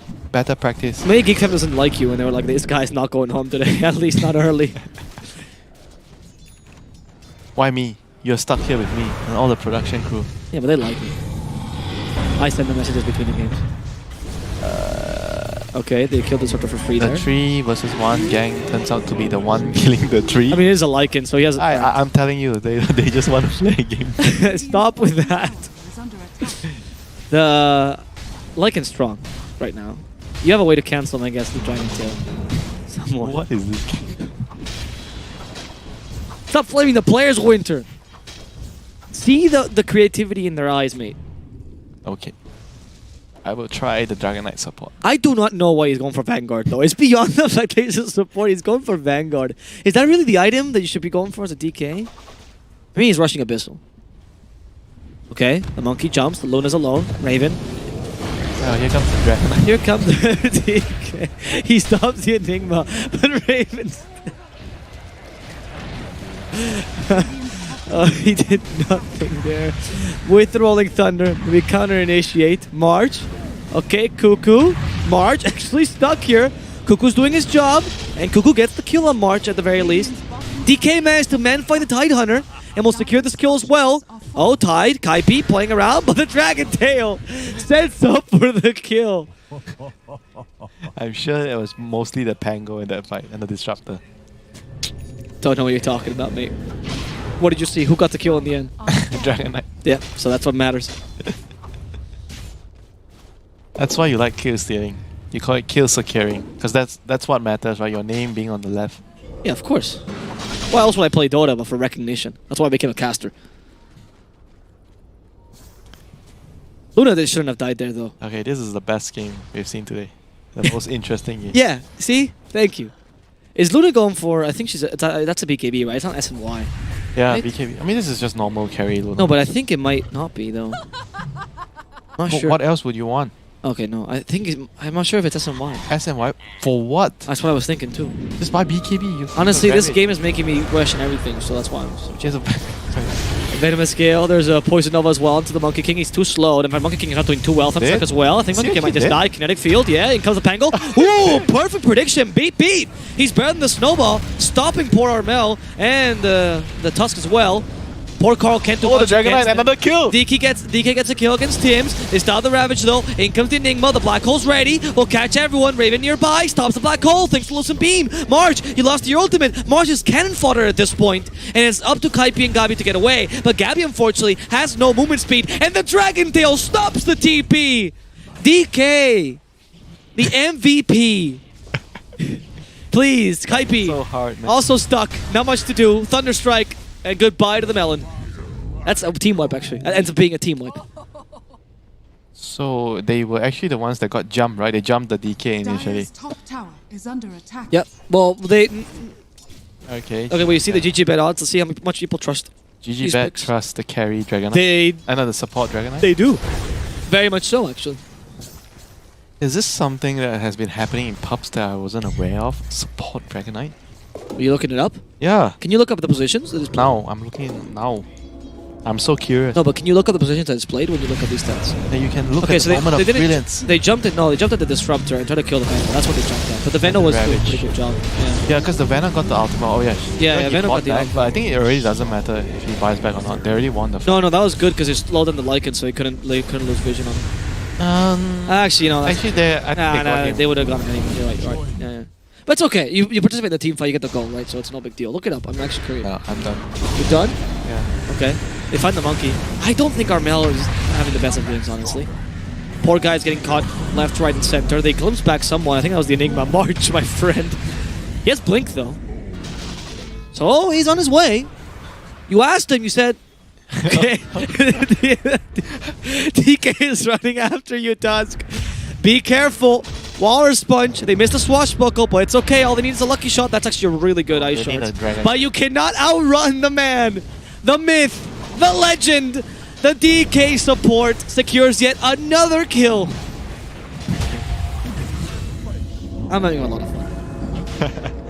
I mean, the Vanguard's actually really good against the monkey and the Lycan. Yeah, and he's become unkillable. I mean, it's just funny. It's just funny watching him chase after people as the +4, right? We're not laughing at the players, by the way. We're just laughing at the situation. It's just an enjoyable situation. I mean, there was this once a wise man who won TI that said anything can work as long as you believe in it. I'm a big fan of Fear. Fear? I'm trolling. I know exactly what you're referring to. Is under attack. The flower. Yeah. That is true, actually. They were very creative. But their creativity has some logic behind it, to some degree, to be honest. I mean, I think if you pick any +4 hero with stun... It's okay. There was a time when Jug +4 was a thing, remember? Jug and Gyro +4 was a thing? Alright, Gyro +4, yes. Jug +4 was a thing, like, I mean, for a while. PA +4 was also a thing. Yeah. And it was good. Queen of Pain +4 is a thing. Everything you play +4. It's the most flexible position. Because you're allowed to be greedy. You're like a core, but when you mistake, oh, I'm just a support. You make a mistake, you feed. I'm just a support, guys. But you can try to demand core farm. Guys, I can carry this game, you know, just give me the last hit, you know, like Rubik. Give me the last hit. I'll get my dagger, I'll get my lens, I'll get my axe, I'll carry the game. Okay, Oh, Static we've Storm. seen the watermelon here. Time and time again. They're gonna open it up. It's summertime, guys. I want some refreshing slice of watermelon. I don't think his positioning was great there, to be honest. Why was he trying to get? He was trying to get the outpost 22 minutes in, for some reason. Don't worry. Enigma's getting to BKB. I don't think that'll be enough, honestly. By the time he gets BKB, there's something will have bags. But he can carry the game. My That's what he's cores are telling not. his team. Yeah, my cores are not doing their job. I need to do it myself as the +5. He is going for SNY. Retract your words, mate. Retract my words on Luna? Yeah, SNY? Luna SNY. He's going for. She's going for status resistance build. Yeah, status resistance. But it doesn't help for against Satanic. Enigma. No, but it does help against Ravage. And it's Monkey King. But don't you just farm faster with Manta? No? Oh, Manta is just such a terrible item. Nobody wants to buy it because he got nerfed too much. Yeah, I guess so. Tower is under attack. Manta's not particularly great this game either, to be Like, honest. who buys Manta nowadays? Like, I rarely see people buy unless you're against like Silence or Triad. Yeah, it's a dispel, right? Like, just for that Manta. What's you it here? don't- Like, oh, you mean like a core Manta? Yeah. PL? I think even Terrorblade, sometimes you prefer SNY more. A lot more nowadays. I guess, yeah, PL also buys SNY sometimes. Yeah, like... Naga always went Manta. Naga always has Manta. Naga's... Okay, fine. Just Naga right now. Naga and Anti-Mage. I think these are the only two heroes you want to buy Manta on. Like as core staple every single time. Yeah. Everything is situational. I mean, it's an item with the spell. It should be somewhat situational, right? But the thing with Manta is like it should be staple on a hero like Luna, right? Because the bounce goes on your illusion. Yeah, it should be, but I can see the status resistance build this game. You become kind of unkillable. They're not Yeah, much I mean fast. that's my point, right? There are so many things that are better than you would rather Right, get right, over the Manta because the Manta used to be a lot better after Yeah, all yeah. the changes. They nerfed the income, the damage, the cooldown. That's actually going to counter the Lycan Yeah, really it's hard. good against Lycan and and Monkey. Monkey. It's going to stop them. I mean, the thing is, you won't laugh if he bought it on Earth Spirit. He's a support Earth Spirit or Clockwork. No, of he has course it. not. It's just the fact that it's a DK support. It's just I'm not laughing at the itemization. It's a great itemization. He knows what he needs to buy and what he needs to do. It's what just to the me- hero. What It's to the me is funny is not that he has Crimson Guards, that he's managed to farm a Crimson Guard at DK4. And he didn't even max Breathe Fire. Exactly, that's what I mean. It's very impressive. Where's the SNY and Luna? It's actually making me want to play it. Yeah, see? That's the effect. Creativity for the win, baby. Bottom tower is under attack. I'm glad I supported this from the start. And I'm glad you reserved your judgment until 15 minutes into the game. And now they're pushing, and he's pushing pretty hard as well. And they can't. I love that he's actually a support that's in front. He's a frontline support pretty often, effectively as well. I mean, what can I say? He is actually so like I don't know how is he so fat. Because so the logic is so hard. Okay, he hasn't died once this game. Yeah, because It's he's really hard to 1-0 kill. Yeah, he's so hard to kill. I mean, imagine a DK normally, you kind of want to ignore him, right? Imagine a DK support. Like, you have to ignore him, but you can't. You have to. And then he has this 8-second cooldown stun. Yeah, exactly. It's actually one of the 10 second, no? At level. Can you hover over it? I'm actually curious. I'm not sure. Why do you doubt? Are you going to prove me wrong? Are you sure about this? Because I believe you if you're sure. Of course I believe. Of course I'm sure. Okay, then yeah, 8 seconds stun. I'll show you the picture. I mean, I believe you. I'm sorry, I don't know the times exactly by heart. I'm sorry, I'm not that big a DK player. But you know every hero's stat gain. No, a couple heroes stack game. A couple. A couple, like 30. Oh? Oh, It's not 9 seconds. Oh, so even dead even between. Thank God it didn't trust you. Tide Hunter killed first. There comes the Pango, Rolling Thunder, and the Eclipse has already been used. So the shapeshit's time for it. But wait, there's a Crimson Guard in the DK. He has to use it on himself, and he's actually unkillable. There's 4 heroes pummeling the DK. They commit a black hole, all for Sheffer, but they also stuck the poor Raven inside, and that's not what they were looking for. Without Raven, they can't fight. And the BKB on Lycan was powerful. Nice little 2-man stun. Stopping Carl. Carl in trouble. They forced him forward, but the poor man's being chased by a wolf. However, Wolf loses his wolf form. And now Swashbuckle's hurting him a lot. He doesn't have a TP. He can't get away. The glimpse to cancel the Enigma. They also stop the Monkey King. And the poor Lycan is dying to the poison. Did you see that? They concentrate so much effort on DK. Who is the carry? The Who DK. is the carry? That's the real carry. All the efforts on the DK4. And then That's why you have to ignore him. If you don't ignore him, you lose the fight. Stop lying. They used the black hole on the Luna, the BKB Luna. Yeah. So that was a good thing. It was not just on the DK. No, but they did all the damage on the DK first, and then they were like, "Oh shit, black hole on the Luna." And then what happened? They chased. They chased. That's the mistake. You're totally right. That's the blunder. They chased. Yeah, that's the one. Don't blame the DK. Don't put all the credit on the DK. Yeah, look, a moment of brilliance. I think production agrees with me. I mean, they did. The thing is, you're right, because they used all their BKBs. It's done, right? Everything's done. Everything's done, and then you go forward. Oh, the shards. I think the biggest mistake here is from Gabby, because he didn't calculate his shapeshift well. Because running out like here, this is a big. If the shapeshift had lasted a bit longer, it's fine. Bless you. I didn't actually sneeze them, but you see that the shapeshift running out as you're going forward is that was a big deal. Wait, what? I don't know. Oh, that's a what? Okay, that's. Oh, okay. You're thinking, wait, does DK have flying vision? Like, what? Yeah. You should actually be carrying Quelling Blade to cut down the trees, to be honest. Glimpse into the Static Storm. Enigma. The poor Tide's trying to get out. Enigma's nearby. There's no black hole, and they know this. Shapeshift, though, has been committed. In comes the DK, trying to set up for the Enigma, and they kill the Zoo first. Enigma's the target. Snowball to give him some space. They go for the Pango, trying to divide this team fight, but GeekFam is just ignoring all the ultimates. They're actually cutting around a wolf.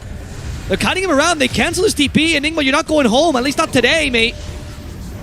TNC have lost 3 heroes yet again. Monkey King and Lycan can't do anything. I mean, that's the reason why I don't like the Tide.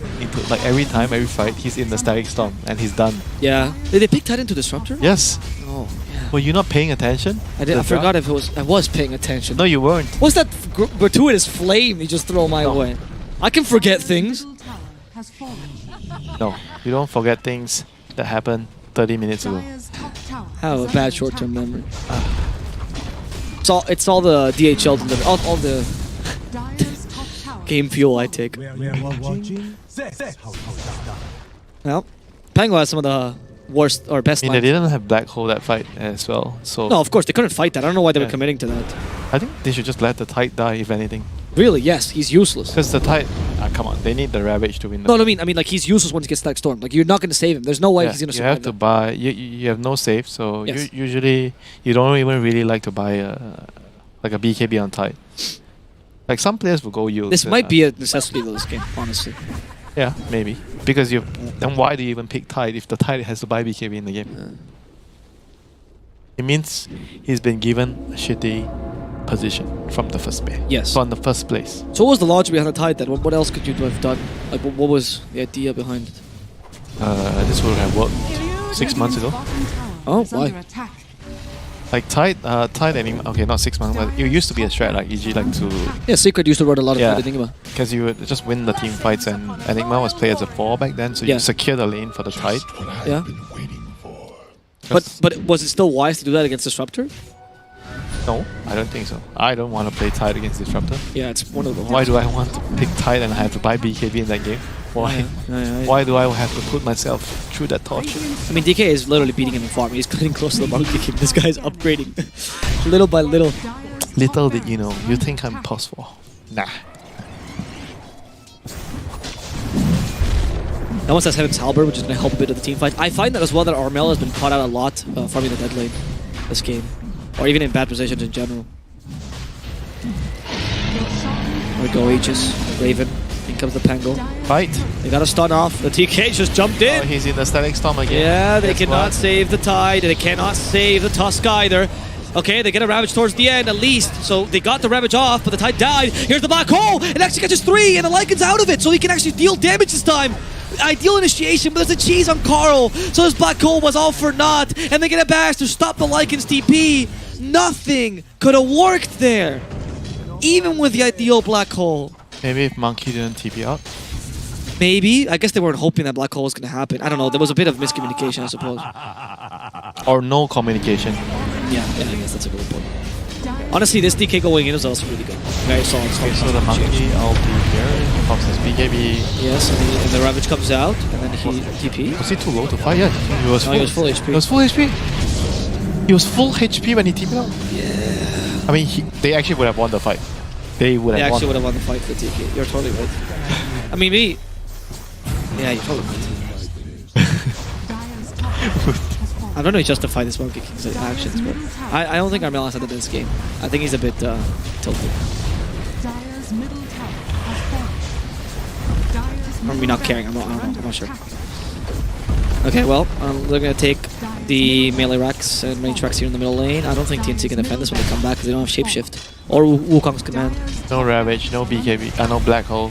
Oh, yeah, you have nothing. You literally have nothing. You're dependent on all your ultimates. I mean, you're not going to take melee creeps because the bottom lane is still pushed. No, they find the monkey. No way. No way. No, you don't get the kill here. You cannot get killed by a support. The BKB. I mean, at this rate, though, he's going to die if he doesn't get the BKB off. Okay, there we go. Yeah.